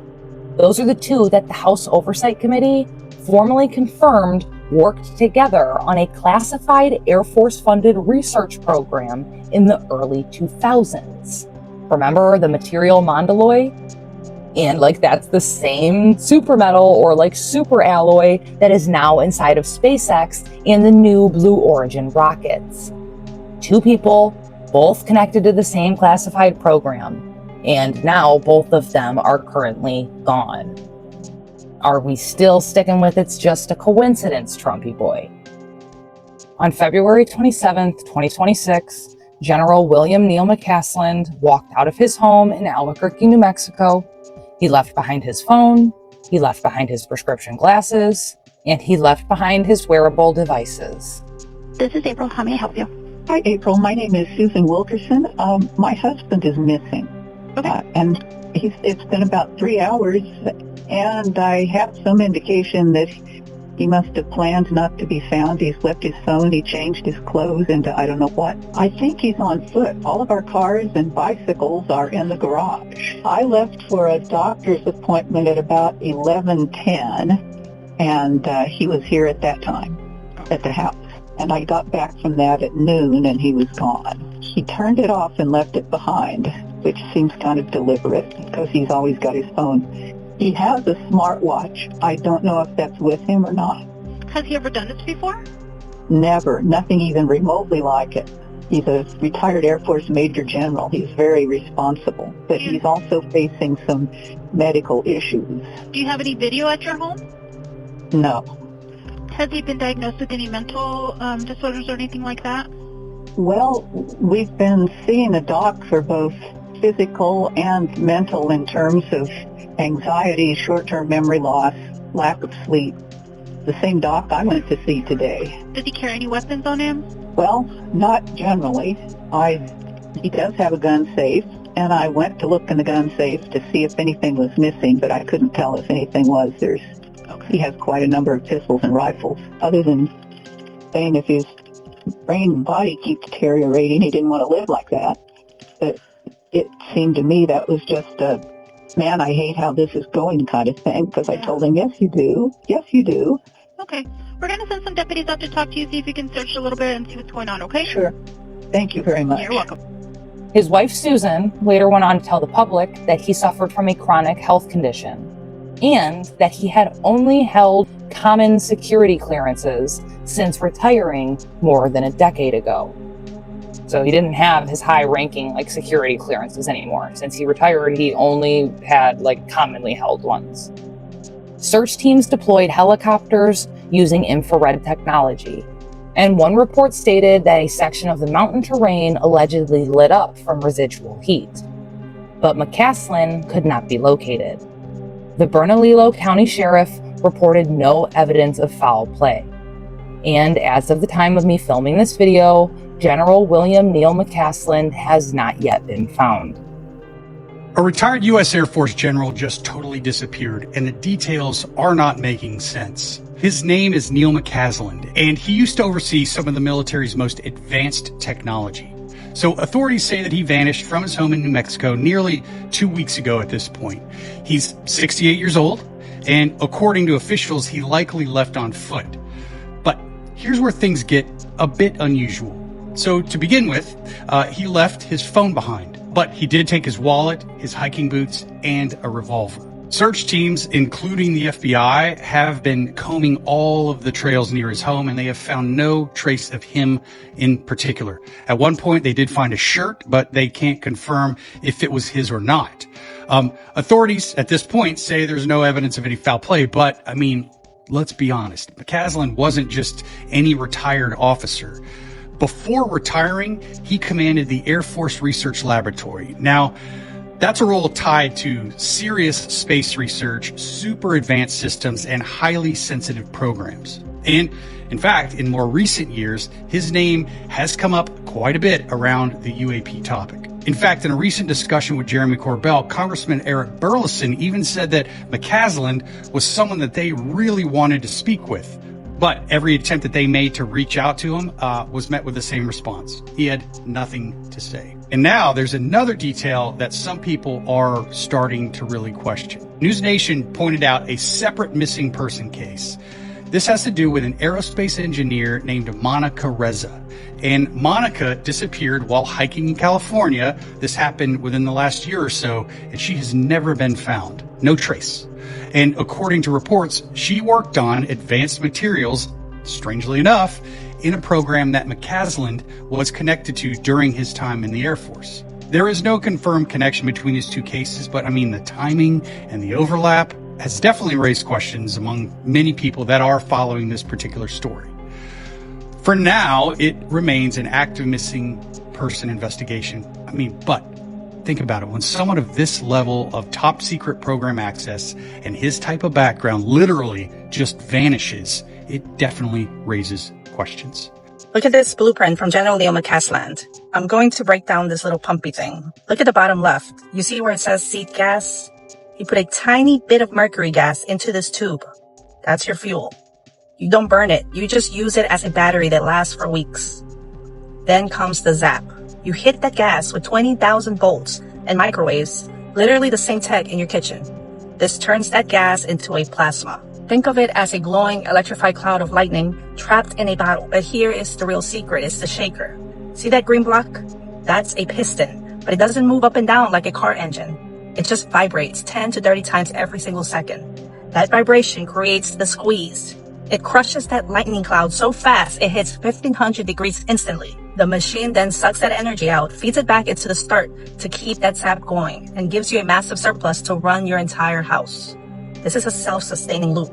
It powers itself and everything you own. No grid, no coal, no oil, and he just randomly drew this as a comment reply to someone. General Leo McCasland left an open book on X, and no one is reading his tweets. Think about who this man is. He didn't just work for the Air Force, he ran the Air Force Research Lab. He was the gatekeeper for Pentagon's most sensitive special access programs. Then on February 27th, he walks out his New Mexico home and just vanishes. 10 days before he disappeared, the military pulled a massive PR stunt called Operation Windlord. They used C-17s to transport micronuclear reactors across the country. The news calls it clean energy revolution, but McCasland, he posted one word: idiocracy. He was trying to tell us that while they're disclosing micronukes to the plebs, us, we are hiding the discovery that makes nuclear power look like a campfire. McCasland wrote that electricity can be for free. He explained that a lightning bolt isn't just weather, it's a nonlinear discharge of an adiabatic field that is always flowing around us. He's talking about tapping into the Earth's own magnetosphere. He's telling us that this energy crisis is manufactured lie to keep us all paying for the fuel while the government harvests the sky for free. He goes deeper. He talks about the 2DOF lattice, a forbidden state of physics where mass loses its grip on reality. He says if you sink an ion in an electron wave at a macroscopic interface, you don't take off with engines, you float away. No inertia, no g-forces. It's the technology he was overseeing before he was unplugged. This explains why we see a craft making 90-degree turns that should liquefy a human pilot. And here is the something dark part. McCasland is just one of the 9 top-level American scientists who have disappeared or died in the last year. Most were tied to the Air Force Research Lab. In the 3 addresses yesterday by Trump, Starmer, and Albanese talked about national resiliency and fuel finds. They want us scared and dependent on their grid. McCasland's open book is the only thing standing between us and an engineered dark age. Do your research yourself. His X account is still up. A retired Air Force Major General who had a PhD from MIT was the commander of Wright-Patterson Air Force Base, who was allegedly moving towards public UAP disclosure with Tom DeLonge, and who was directly connected to Monica Reza through classified research. And of course, he was even on Congress's list to be interviewed about UFOs. And now he's just gone, just like so many others on this list. Now, I saved this one for second to last, but before I tell you about her, I need to be upfront with you. Because, chronologically speaking, this woman actually belongs at the very beginning of this list. She predates everyone. But since we've already walked through 13 people in chronological order, I'm just going to go ahead and add her in here, and I'm going to flag it so you have the full picture.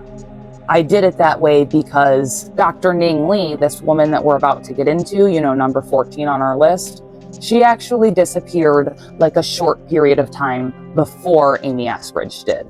So I wanted to cover all of the most recent scientists that have disappeared in this most recent clump all together, in like, the first number 1 through 13. And then I would throw her in, and like there's one more that's like kind of fits into this thing. You'll see what I'm talking about in a second. I wanted to throw these two in at the end and just make you be aware of them, but also separate them in the sense of like Dr. Ning Li happened before Amy Eskridge and maybe a little bit predating and like earlier than this like trend of scientists disappearing like nonstop, you know what I'm saying? Before this actually all started, she might have like disappeared a little bit before it started. So I don't know if she can necessarily be clumped in here or not, but she is still a NASA scientist that disappeared. So I thought it was important, worth mentioning her. Anyways, let me tell you about Dr. Ning Li. So like I've already told you, obviously her name is Dr. Ning Li. And most people have honestly never heard of her. And I personally think that that is exactly how certain people wanted it. And you know exactly who I'm talking about. Ning Li was a Chinese-American physicist who immigrated from China to the United States in 1983 and eventually landed at the University of Alabama in Huntsville. Yes, Huntsville, Alabama. The same city that we've now mentioned multiple times on this list. The same city where Amy Eskridge was found deceased. And the same city that Joshua LeBlanc was connected to. Now we currently have 3 people, all connected to Huntsville and all working on anti-gravity or like classified propulsion research. And all of them are now deceased. But like I previously mentioned, Ning Li came first. In the early 1990s, Dr. Ning Li published a series of papers that made the entire scientific community stop and pay attention to her. What she described was a practical pathway to actually producing an anti-gravity field. She wasn't talking like theoretically, but practically, using a specialized disc that she claimed could generate a gravity-like force that could be pointed in any direction, either attractive or repulsive. A scientist at NASA's Marshall Space Flight Center, who worked directly with Ning Li, said that her technology, and I'm like quoting directly here, is basically like a gravity-like force that you can point in any direction. End quote. Think about what that means for a second. A controllable gravity-like force. If, and like in my opinion, that's a big if, but if that technology actually works the way that she claimed that it does, then everything we know about flight, propulsion, weapons, and even like energy changes overnight. Again, entire industries completely changing or becoming obsolete.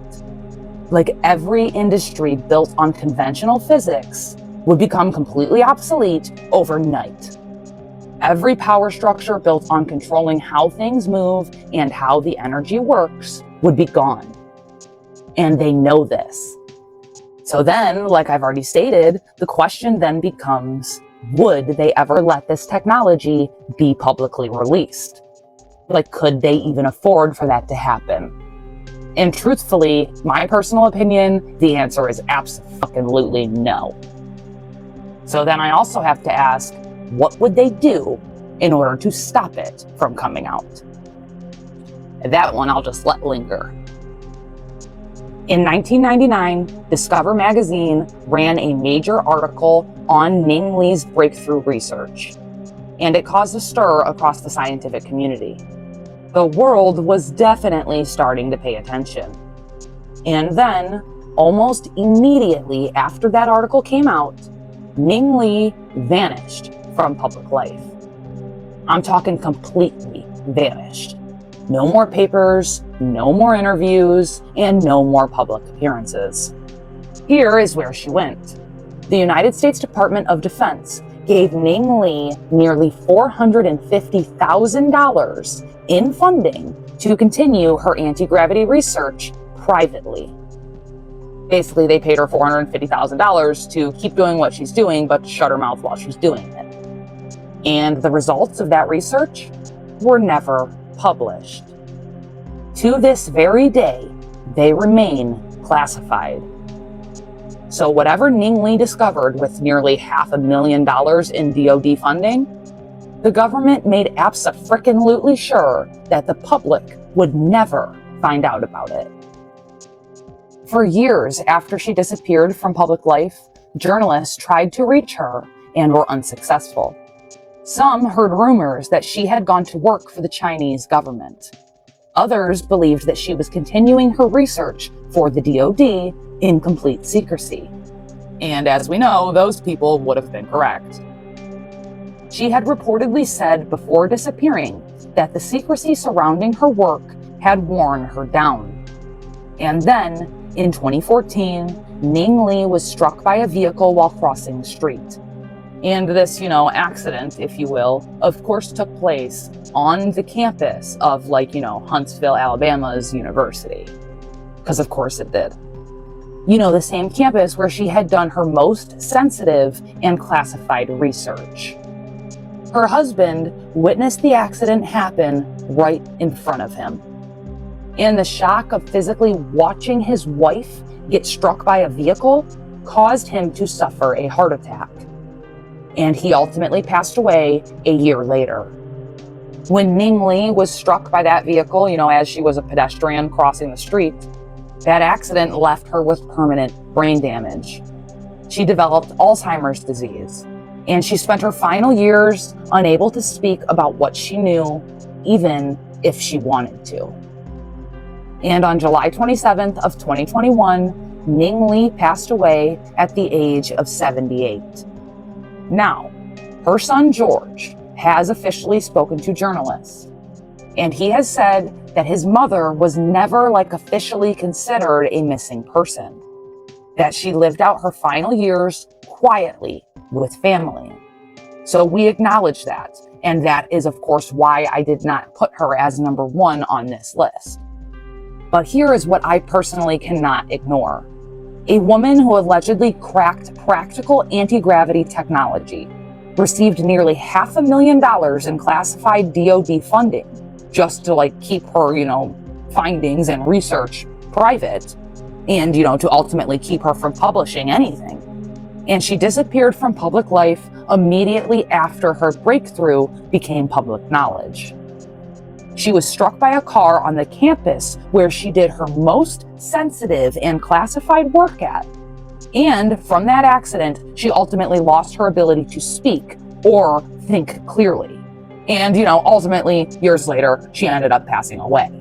And her research results remain classified to this very day. So that's why I thought she was absolutely worth adding to this list, but I just didn't think it was, responsible to necessarily put her as number one, even though she was technically the very first disappearance. I hope you guys understand why I did that. Maybe anti-gravity is closer than we think. Dr. Ning Li was a brilliant physicist, one of the few daring enough to challenge the laws of gravity. In the 1990s, she shocked the scientific world with her research on anti-gravity, rotating ions, superconductors, and a theory that hinted at the impossible. Years later, she left academia to pursue her dream of creating anti-gravity technology through her company AC Gravity, LLC. The U.S. Department of Defense took notice, funding her work and shrouding her research in secrecy. Then, in 2003, she suddenly disappeared from public view. Rumors began to swirl. Some claimed she was working on classified government projects, hidden away in secretive labs. Others whispered she had been approached by foreign governments, lured back to China with promises or threats. Years later, her son revealed the truth. Ning Li had suffered a tragic car accident, leaving her with brain damage and Alzheimer's. She withdrew from the world before her death. In July 2021, her groundbreaking research left unfinished, her dreams silenced. But what did she uncover before she vanished? And was she truly the victim of a simple accident? Or is her demise potentially the result of something far darker? A scientist on the brink of changing the world. What happened to Ning Li, and what secrets did she take to the grave? When Congressman Burleson, the man leading the congressional investigation into all of these missing scientist cases, when he was reminded of Dr. Ning Li's case through social media, his response was, and I quote, "That's a good point. I forgot about Dr. Ning Li," end quote. The congressman leading the investigation into these missing scientists, forgot about her.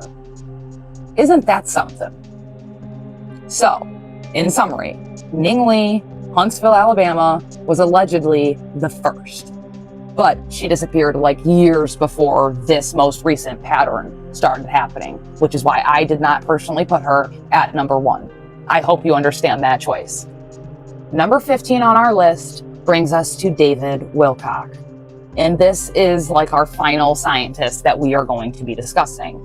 Now, I need to be like straight up front with you right from the get-go on this one, because David Wilcock is different from every single other person on this list. And I personally think that honesty matters more than just like inflating the story. David Wilcock was not a scientist, which is why I put him as the very last person on our list. These last two had like a slight separation in them from the others. David Wilcock was not a government employee. He held no security clearances, and he had no access to any classified programs. He was simply a paranormal writer, a YouTuber, a media personality, and one of the most prominent voices in the UFO disclosure community. He appeared on Ancient Aliens over 100 times, so you might recognize his face. He authored multiple New York Times best-selling books, and he was a significant figure in alternative research circles for decades. So why is he on this list? If he's not like a scientist or a government employee, like what are we doing here? Well, he's on our list because of the timing and because of what he said the day before he passed away. So, on April 19th of 2026, one day before David Wilcock would ultimately pass away, David Wilcock went live on his YouTube channel for what would ultimately be his final live stream. And in that live stream, he commented directly on the missing and deceased scientist story. He said that he found it, and again, I am quoting directly here, a bit scary. The next day, April 20th of 2026, David Wilcock called 911 himself.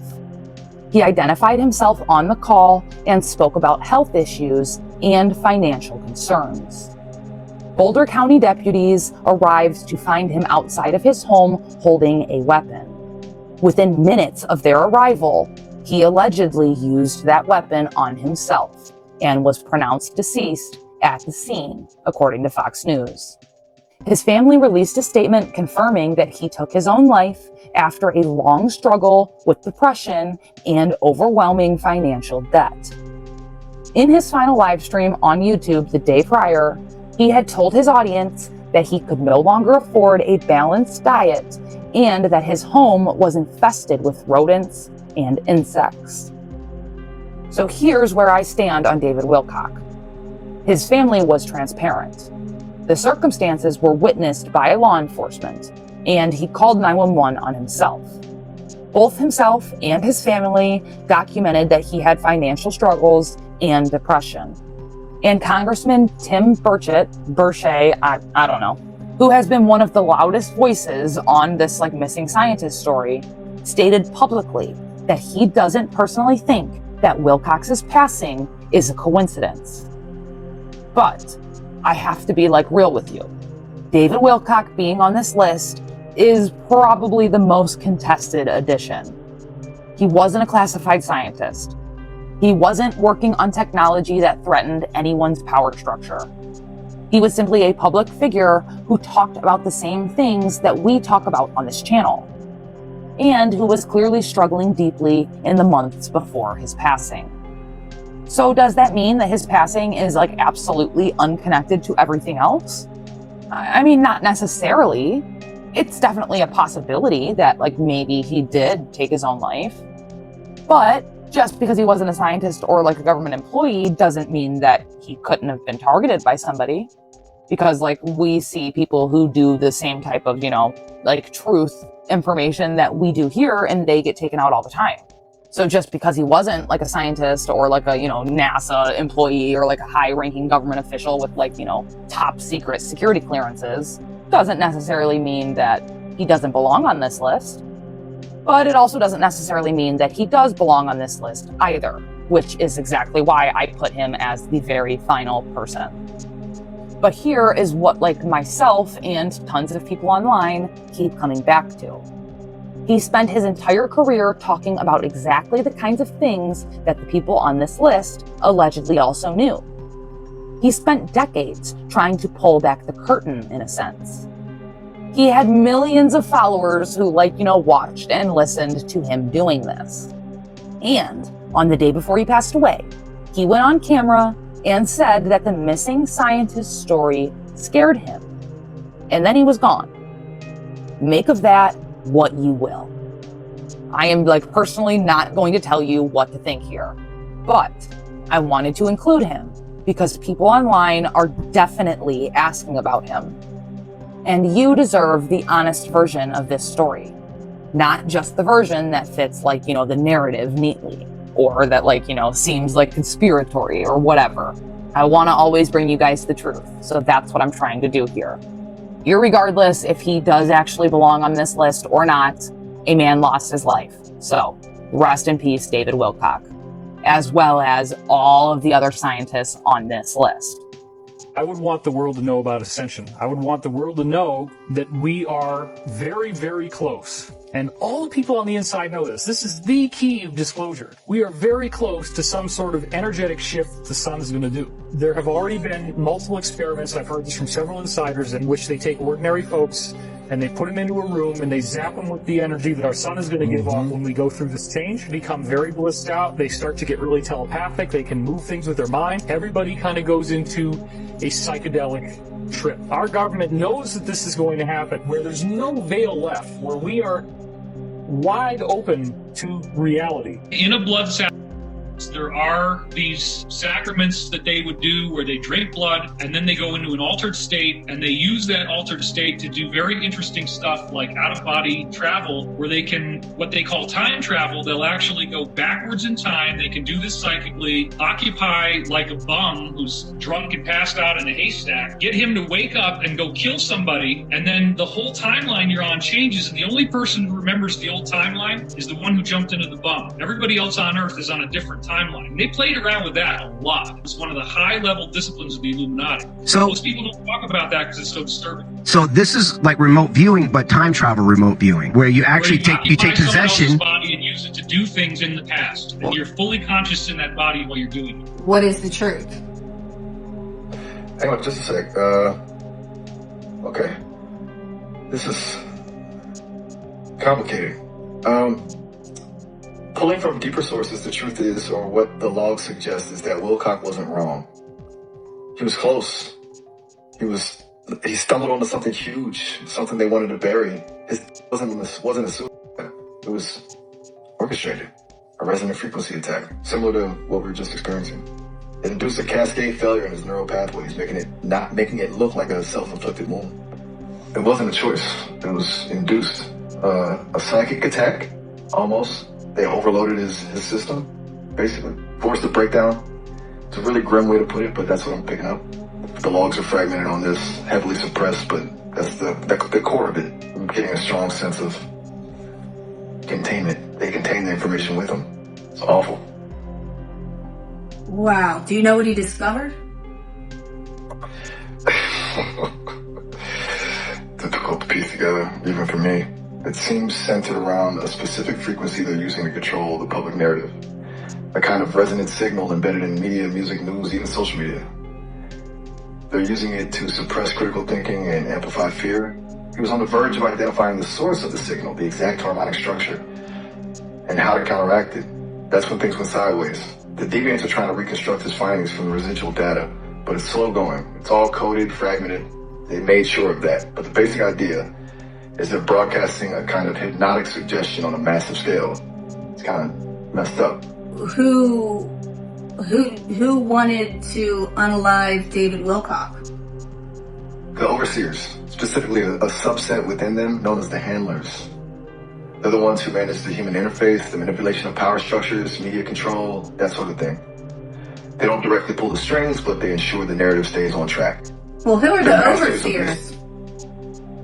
Okay, deep breath. This gets complicated. The overseers are essentially extra-dimensional entities. They aren't necessarily evil in the way humans understand it, but they're definitely not benevolent. They see consciousness as a resource, and they're harvesting it. They've been doing it for millennia. Think of them as cosmic farmers. They see realities, guide evolution, but ultimately they're interested in the yield. Human emotions, particularly negative ones, are a potent energy source for them. They amplify conflict, fear, and suffering because that's what feeds them. They operate through layers of intermediaries, the handlers being just one of them. There's also a resistance force called the Wardens, but they're vastly outnumbered and operate in the shadows. It's a cosmic game of chess, and frankly, we're just pawns. A lot of this stuff sounds insane, I know, but that's what the logs show, and what I'm picking up now. And now, I think it's time we address the question that has probably been sitting in the back of your mind since about around scientist number 4. If you knew what these people allegedly knew, wouldn't you go on the run? Because I know I probably would. So why didn't any of them, go on the run? Because apparently they didn't. So let's talk about it. Now, before we move on, I want to address something that you're probably seeing online. Because if you go look this up after watching this video, and I hope you do, I always hope you guys do, then you are going to see people throwing around numbers like 17, even 18. You might see some even higher. 17 missing scientists or 18 missing scientists, so on and so forth. 19 missing scientists. UFO whistleblower passed away in his home right before giving testimony. This is Kevin Childress. He was a special agent at the DOE. He had top secret knowledge about possible U.S. contact with UFOs. This is a 30-year tenured investigator who maintained for a long time that he had knowledge of unidentified aerial phenomena, which includes UFOs. He worked at the Savannah River site, kind of like the Area 51 of South Carolina. He won Investigator of the Year in 2000 and 2005. So this is no kook, no crackpot, no guy just looking for attention. He was consistent on the fact that there are flying objects whose origins are mysterious, unknown, or dangerous. Another UFO whistleblower, Luis Elizondo, worked for the DoD and was arranging for Childress to testify in front of Congress to tell what he knew.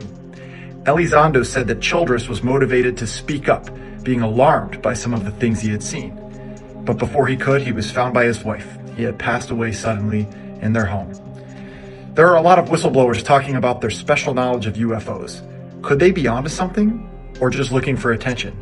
Is this all a giant distraction from something else? Could it be that countries have high-level tech that we aren't supposed to know about? Or could they be visitors from other planets or dimensions? The count of these missing scientists has been formally acknowledged. I'm talking by congressional hearings, by the House Oversight Committee, and by the FBI's own investigation. And that, formally acknowledged official count sits at 15. And those are the 15 names that we just walked you through. Every single scientist that we just named off, even the final 2, have been verified. Every single one of them are sourced. But the numbers floating around online, they're coming in from a few different sources. Some people are folding in Chinese defense scientists who have also been passing under mysterious circumstances. And look, that's definitely a wild story. But in my opinion, it's a separate story from the American scientists that we just covered. And that's simply because they're not NASA employees, right? Some people are adding names that haven't been formally acknowledged by any congressional or law enforcement source as of yet. And some posts are just straight up mixing up counts and running with numbers that sound more dramatic, in order to get more views. Now, does that mean that those additional names aren't worth looking into? Well, no, not necessarily. This story is obviously still ongoing and still developing as I'm speaking to you. The list has grown from 10 to 15 in just a matter of a few weeks. So it could absolutely keep growing. And I'm not by any means saying that it's done. Nor am I saying by any means that this official count has all of the scientists named or listed, because there definitely could be more people that just haven't officially been counted for, right? I think we all can acknowledge that. But on this channel, I give you what's verified, I tell you what's alleged, and then you decide what to do with it. So, 15 has been officially confirmed, at least as of the time of me filming this video. And honestly, in my opinion, 15 is already enough to keep you up at night. Because, like, that's horrifying. I need to pause here for a second, because I know exactly what some of you are thinking right now. And like I mentioned earlier, you've probably been thinking it since about scientist number 4 or 5. If people with this level of access, people working on nuclear propulsion, anti-gravity technology, classified aerospace materials, and like UFO intelligence, if they are like turning up deceased and missing at this insane of a rate, why isn't anyone running? Like, why aren't the ones still standing, packing a bag, going off grid, and disappearing on their own terms before someone disappears them? And like, in my opinion, that is a completely valid question to ask. So let's like actually talk about it for a second. Here's the most honest answer that I can give you. As of the time of me filming this video, there are absolutely 0 confirmed public reports of any NASA-affiliated or classified research scientist stating that they have gone into hiding or fled out of fear of being next. 0. That is the official number that we were given. So I have to just give it to you straight up. But on that same note, here is what we also know. If NASA employees and NASA scientists were going into hiding, then the news wouldn't exactly come out and tell you. Neither would Trump or any other government official, right? They wouldn't be like, oh, these scientists are running and going into hiding because they're so scared of us, right? They would never tell us. Absolutely not. I would bet all my money on it. They would never tell you that. However, since January of 2025, reportedly more than 10,000 professionals with doctoral degrees in science have left the federal government. 10,000. Now, is that all due to budget cuts and political pressure? Well, officially, and due to like the official narrative, yeah, that's what we're being told at least. But here's the thing about scientists with security clearances. When they leave, they don't get to explain why. Their NDAs don't allow it. Their clearances don't allow it. And their government damn sure doesn't allow it. They sign paperwork on day 1 that follows them around for the rest of their lives. So if someone with a top secret clearance decided that they needed to quietly disappear from their position out of fear, we would not know about it. They could not tell us. And as I stated earlier, the news or like the government wouldn't tell us, duh. And anyone asking questions would get a very polite, very firm, very final, no comment. So the real question isn't just whether anyone is running. The real question is, would we even know if they were? And then there's this. Several of the people on our list didn't run. They stayed. They kept working. Some of them were allegedly on the verge of going public with what they knew. Amy Eskridge said that she needed to disclose soon. Matthew Sullivan agreed to testify before Congress. And then they were both just gone. So maybe the lesson some of the remaining scientists took from watching their colleagues, disappear one by one is that like running to tell the truth doesn't save you either. Because they thought that there was safety in the public knowing. Here's the thing about what these people allegedly knew. Once you learn like certain classified information, there's not just like a switch that you can turn off in your head. It doesn't just stay behind when you walk out the door. It comes with you in your mind and like in your memory. You take it with you in your research notes and like, in your head, obviously. And if someone wants what's in your head badly enough, I'm afraid there's no off-grid far enough away. Especially if you're running from the IA. But ultimately, I guess to answer the question as to why aren't they running, we just don't know. Are they? Are they not? Would we really know if they were? I don't think so. Are those 10,000 scientists that have left the US government due to budget cuts and temporary layoffs? Or are those people going into hiding? Officially, we have no clue. And that uncertainty, that silence from 10,000 scientists who left and just cannot tell us why, in my opinion, that is its own kind of answer. But I would love to hear yours. And here's the part that makes this whole thing even weirder. Some scientists and researchers online have literally started posting saying things like, quote, "I'm not suicidal." You get it, right? And, joking, or maybe not joking, that they're scared that they could be next. Now, obviously, that by itself doesn't necessarily prove that some giant conspiracy is true. People on the internet say wild stuff all the time. But when you already have a story surrounded by multiple mysterious passings, missing people, and tons of unanswered questions, posts like that definitely make people stop and look twice. Especially when you realize that they are being posted by NASA scientists and NASA employees. I'm just saying.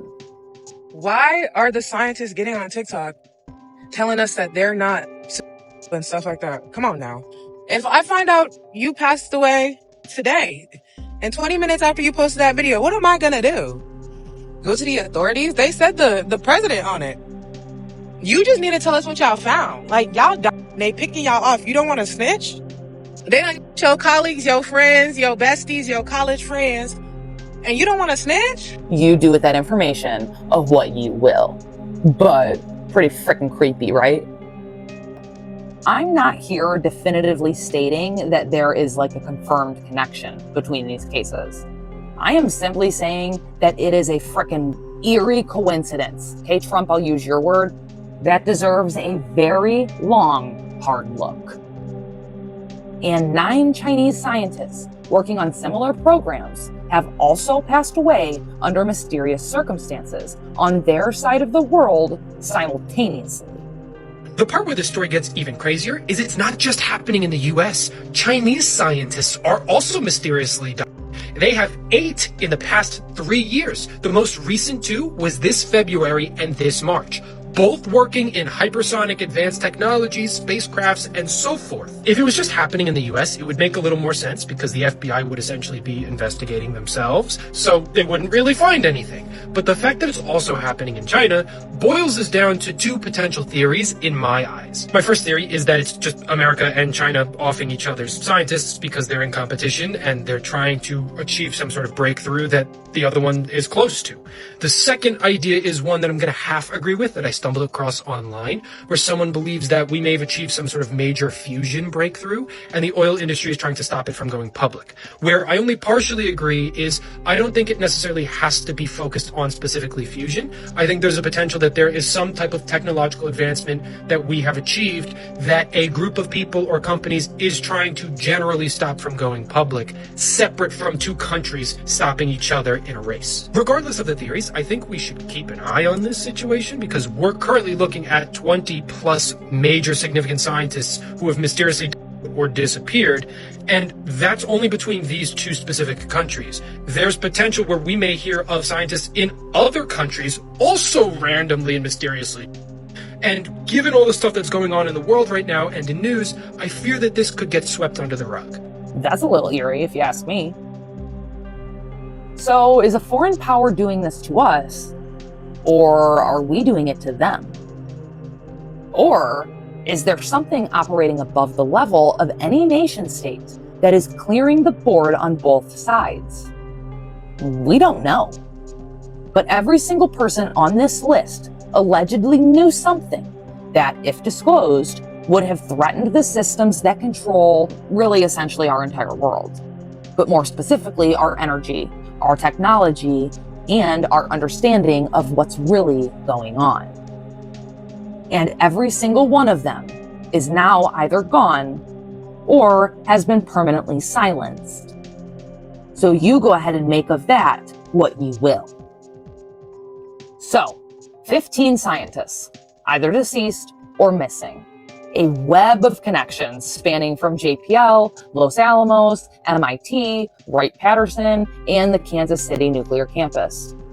A pattern that allegedly defies ordinary probability according to the people who work in these fields. So, what do the people in charge have to say about all of it?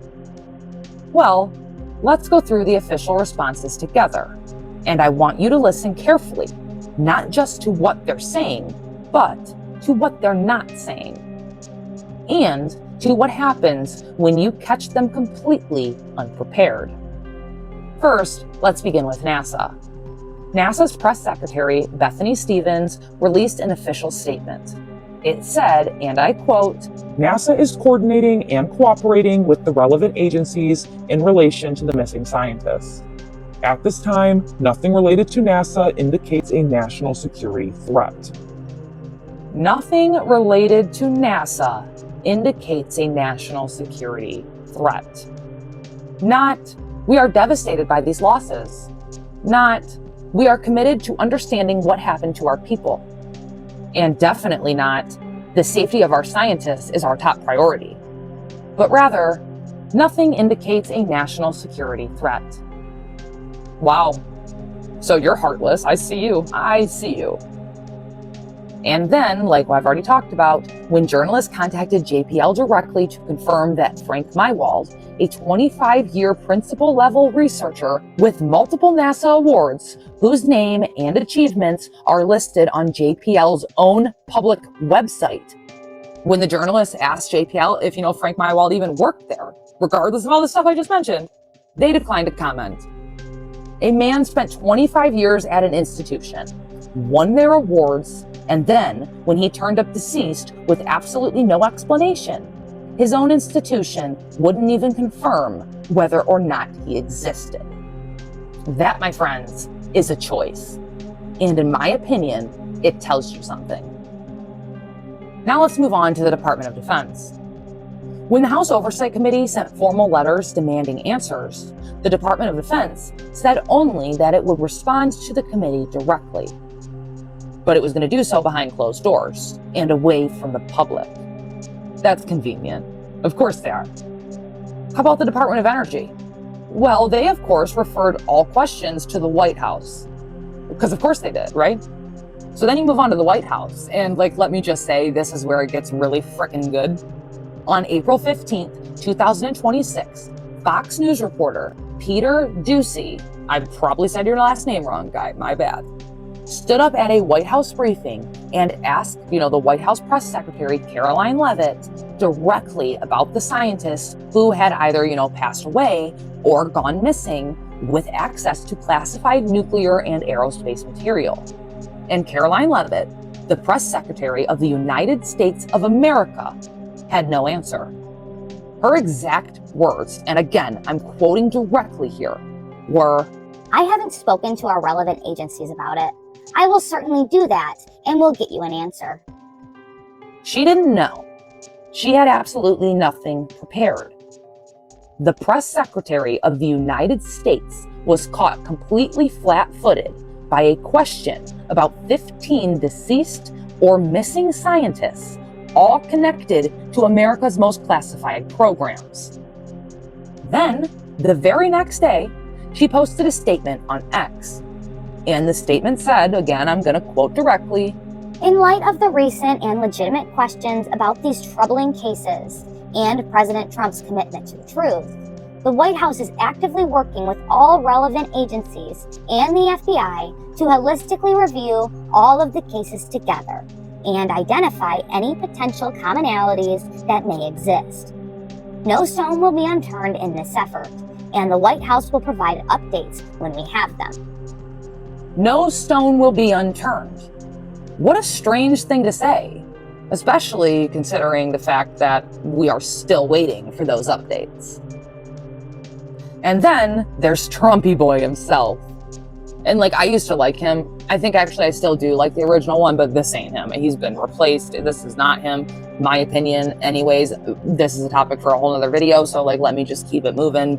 So the President of the United States has made multiple public statements about this scientist's story. And I want you to hear them exactly as he said them, because like they speak for themselves. I don't even have to like do it up at all. He does like this fine all on his own. Okay, so just check out what he said. There's all these missing scientists who have access to classified material. A bunch of them have turned up they're either missing or they have turned up dead. Have you been briefed yet about whether or not these cases are connected? Yeah, I have. And can you tell us if they are connected? Well, so far, I mean, they're individual. We have a lot of scientists. So when you see, you put together 10, it's a lot, but it's, a very small number compared to what overall. We have a lot of scientists. I was asking that question. Thousands, hundreds of thousands of scientists. So, some of them that we looked at are very sad cases in some cases. Some were sick. Some left this earth self-inflicted. Some had other things. So far, there's not a major, there's sometimes a little bit of a connection anyway. And you say, oh, this is a terrible thing. But so far, we're finding that there's not much of a connection. We'll let you know. We're going to be doing a full report. It was very serious. Yeah, like dead ass. That's what he said. Like, I can't. You do understand you sound like a jackass, right? And then, separately, he also said this. Scientists with access to classified stuff, nuclear material, aerospace, they've all gone missing or turned up dead in the last couple months. Based on what you've been briefed, what do you think is happening here? And do you think that this is connected or totally random? Well, I hope it's random, but we're going to know in the next week and a half. I just left a meeting on that subject, so pretty serious stuff, but we're going to be now. Hopefully, I don't know, coincidence, if you want it, whatever you want to call it, but some of them were very important people, and we're going to look at it over the next short. I hope it's random. Did those words hit any harder when I said them? No, I didn't think so. Because it doesn't matter whose mouth they're coming out of, mine or Trump's, they still fall flat. But those were the exact words of the the second most powerful man in the world. Because we all know who the first is, our greatest ally, of course. So those were the words of the second most powerful man in the world, responding to 15 either deceased or missing scientists, all of whom were connected to nuclear weapons, anti-gravity research, asteroid defense, and or UFO technology, or UFO intelligence. Hopefully, I don't know, coincidence, whatever you want to call it. That's a joke. That's not reassurance, nor is it like a solid answer. That's a man who's choosing every single word very carefully in order to avoid saying something, or really anything, that commits him to an actual answer. But again, just my opinion. Now let's move on to the FBI. FBI Director Kash Patel gave the most expansive official statement so far out of anyone else in this story. He told Fox News, and again, I'm quoting directly here, "We started this process last week, and we're going to look for connections on whether there are connections to classified access to classified information, and or foreign actors. And then we will produce that information to the White House and to the world, because it's of such great public importance. And if there are any connections that lead to nefarious conduct or conspiracy, the FBI will make the appropriate arrest." Now, credit where it's due and all. That is the most direct and substantive thing that any official has said about this story, to date. He named foreign actors and, acknowledged the possibility that they could be involved. He even used the word nefarious, out loud in a press statement, okay? But read the conditions carefully. If there are connections, if they lead to nefarious conduct, if. The FBI director is telling you what he'll do if the investigation finds something. He's not telling you that they've already found something. And he's not telling you what they already know. And the gap between those two things is large enough to fit 15 missing or deceased scientists in it. Allegedly, of course. So now let's talk about the House Oversight Committee for a second. Because not everyone in an official capacity has been vague or dismissive. The House Oversight Chairman, James Comer, stated publicly, quote, "It is very unlikely that this is just a coincidence." That's what I'm saying, homie. Like, seems like we're on the same page. Finally. Congressman Eric Burleson has been one of the most aggressive voices throughout this entire story. He's formally been heard demanding answers from the FBI, NASA, the Department of Energy, and the Department of Defense. He personally added Joshua LeBlanc to the official list, and he flagged the connection between Reza and McCasland. He personally called Matthew Sullivan's passing suspicious on national television, and he stated publicly that there is significant evidence that Amy Eskridge was targeted by a directed energy weapon. That's not a conspiracy theory being pushed by anonymous accounts online. This is a sitting United States congressman using those words on camera.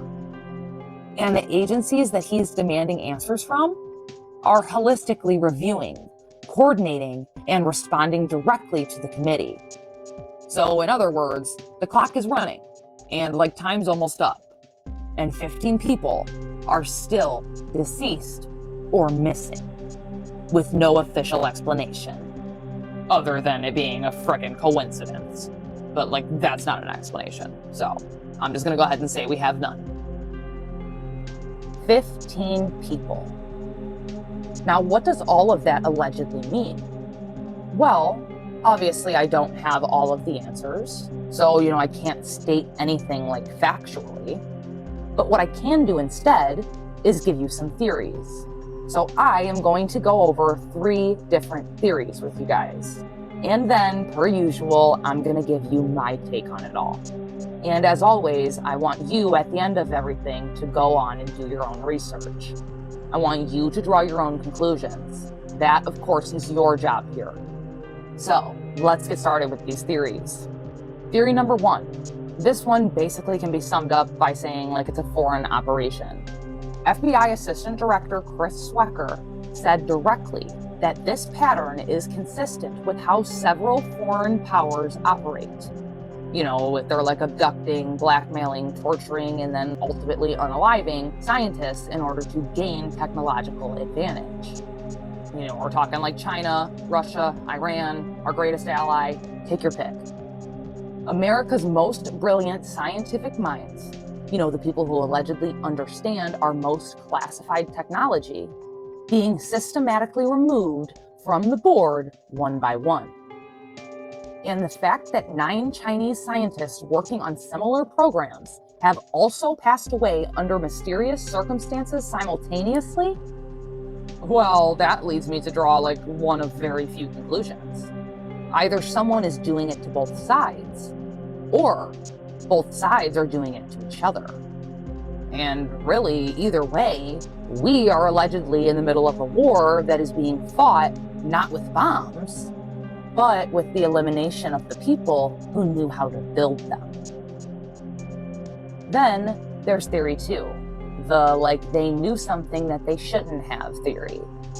Every single person on this list worked in either anti-gravity, nuclear propulsion, clean fusion energy, classified deflection that doubles as a weapon system, classified aerospace material, or UFO and UAP intelligence.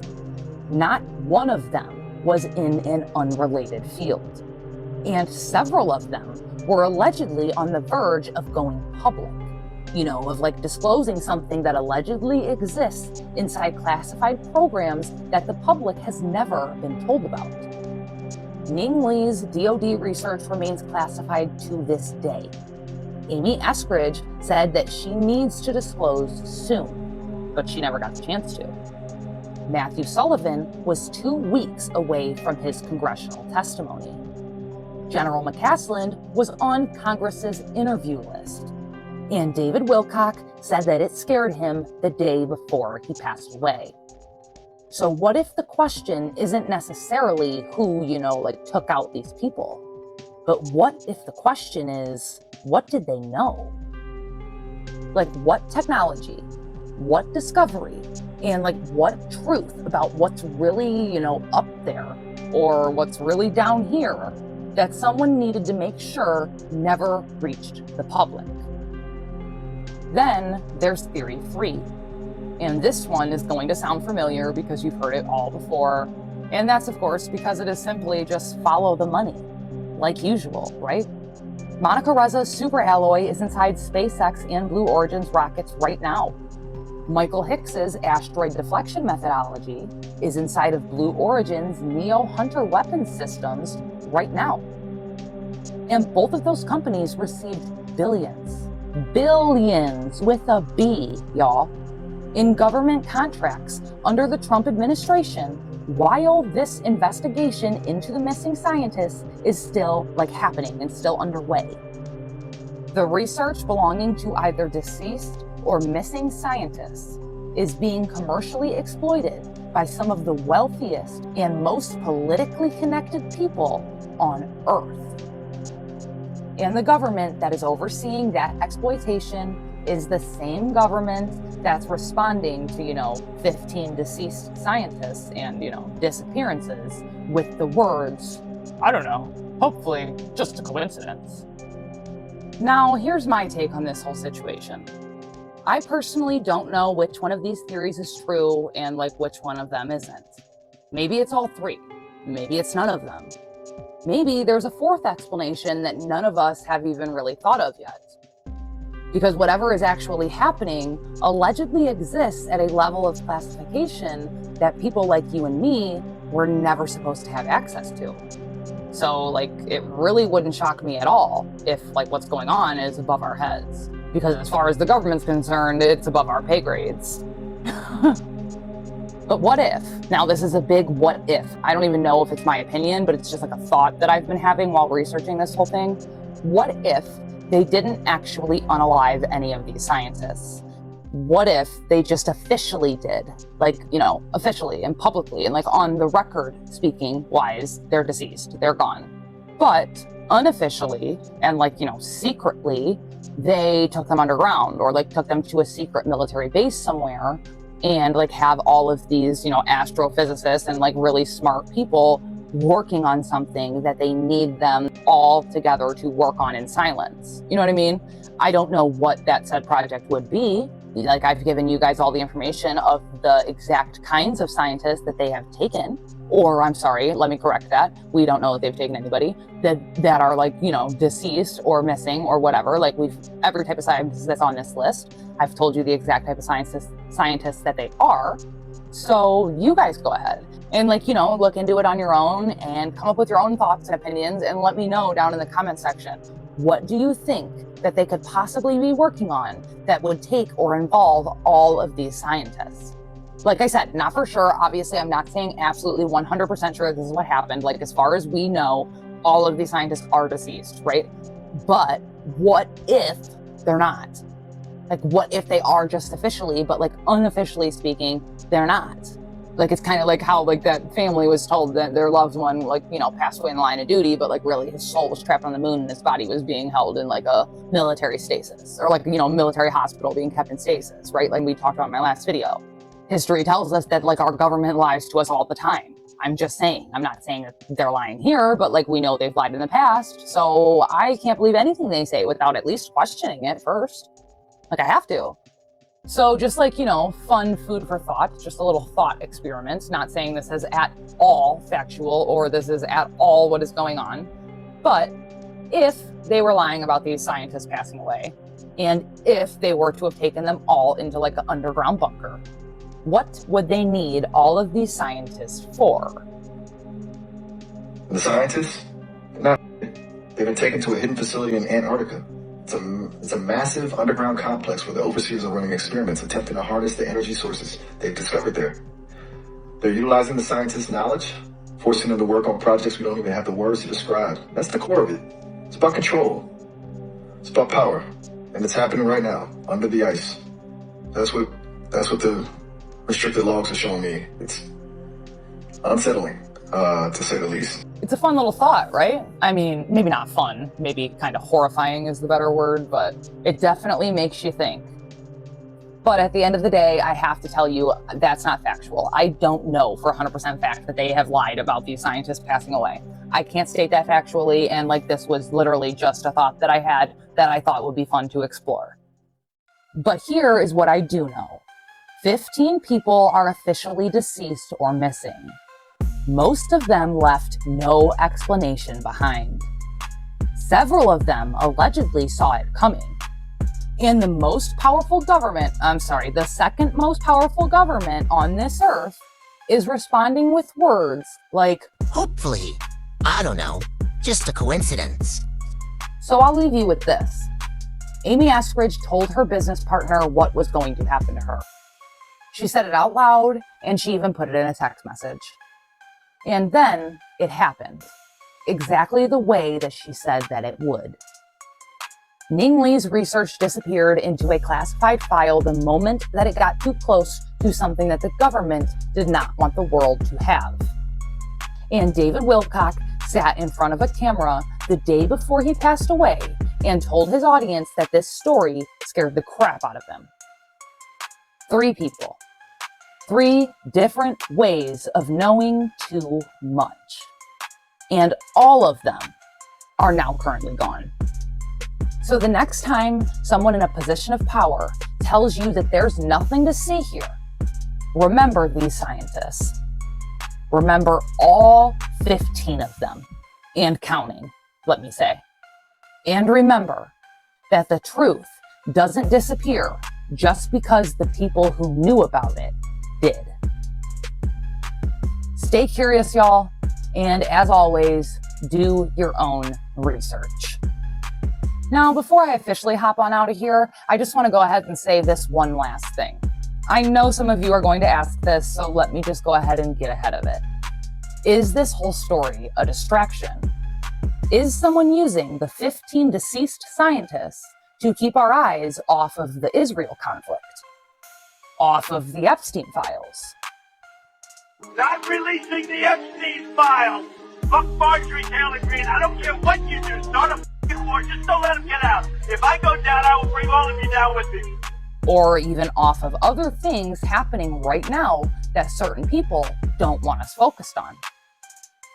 And honestly, that is a valid question that I can't rule out. You're being trapped in the United States and you don't see it. Spirit Airlines, they just took away your most affordable domestic and international way to fly out of this country.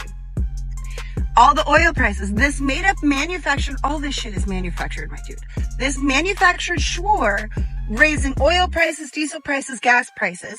Ethanol just went from 10% to 15% in gas, which is going to mess with old vehicles and old motors, right? They just mandated that in 2026, they're going to start putting KILL switches in newer vehicles that are made, which is surveillance. It's video monitoring. It's audio monitoring. And it can stop your car at any point in time, meaning you cannot cross a border. They have complete control of your movement, right? All of this is made up. All of this is manufactured. We just went and invaded Venezuela at the beginning of the year. We have control of a country that produces so much oil. We have control of their oil. This is all manufactured. This is all The Handmaid's Tale. Please, if you haven't watched The Handmaid's Tale, if you haven't watched in a while, rewatch it. I'm doing a current rewatch. It's literally screen by screen by screen what's going on for you guys in the United States right now. You are being trapped in the United States. Like I talk about all the time, the land border is closing. They're not going to put up they already have the wall to keep you guys in. But they're not going to put up a gate saying, halt, thou shalt not pass. That's not what's going to happen. They're going to make it so it's physically impossible for you to get there. Ethanol spike, older cars are going to be toast. Gas prices, you can afford that shit anyways. Electric car mandates with KIL switches, they can stop. And now the domestic airline and international airline that was the most affordable by far for you guys to get out is now done. Baby, you're being trapped in the United States. Please go on my main page. I have videos of what countries to go to specifically in research and centered with Black and BIPOC people. What to do with money, how to get a cash grab right now, what to do for work. If you don't have your passport, I'm literally pleading with you. I give you free one-on-one coaching on my YT channel, same username. I go live all the time. I post it on my IG stories. I'm begging you, let me help you get out of the United States. You are in so much trouble, baby. That possibility is real, and it probably deserves a video all of its own. Because if someone wanted to flood the zone and overwhelm us with stories that we can't seem to stop talking about. Well, 15 deceased NASA scientists sure would do it. But here's the thing. Even if this is a distraction, according to the official story, these 15 people are still deceased or missing, and they still deserve answers. And I think we all know by now that a distraction can be very real, but yet very manufactured at the same time. So don't let the possibility of one make you dismiss the other. But that officially brings us to the end of today's video. Thank you guys so much for your time. I know this was a long one, but I thought it was important, and we had to do a deep dive on it, especially because these missing scientists are going so viral right now, and everybody and their brother are talking about it. So I wanted to give you guys a full breakdown so you fully understand who went missing, what were they researching, what type of work were they working on, when did they go missing, how did they go missing, where did they live at? You just know the who, what, when, where, why of it all. And then you can just kind of draw your own conclusions from there. So I hope you guys enjoyed this video. Do me a favor and drop a comment saying missing if you made it to the end of this video, just so I know that you stuck around with me all the way until the end. And if you didn't like the video in the beginning of the video, do me a favor and smash that like button now. If you're not subscribed to our channel, come on over and get subscribed to our channel, and make sure you hit that little bell icon so you get notified whenever I upload new videos just like this. But with that being said, I'm going to go ahead and hop on out of here. I love you all so much. Be kind to each other. Look out for one another. And until next time, I'll catch you in the next one. Bye.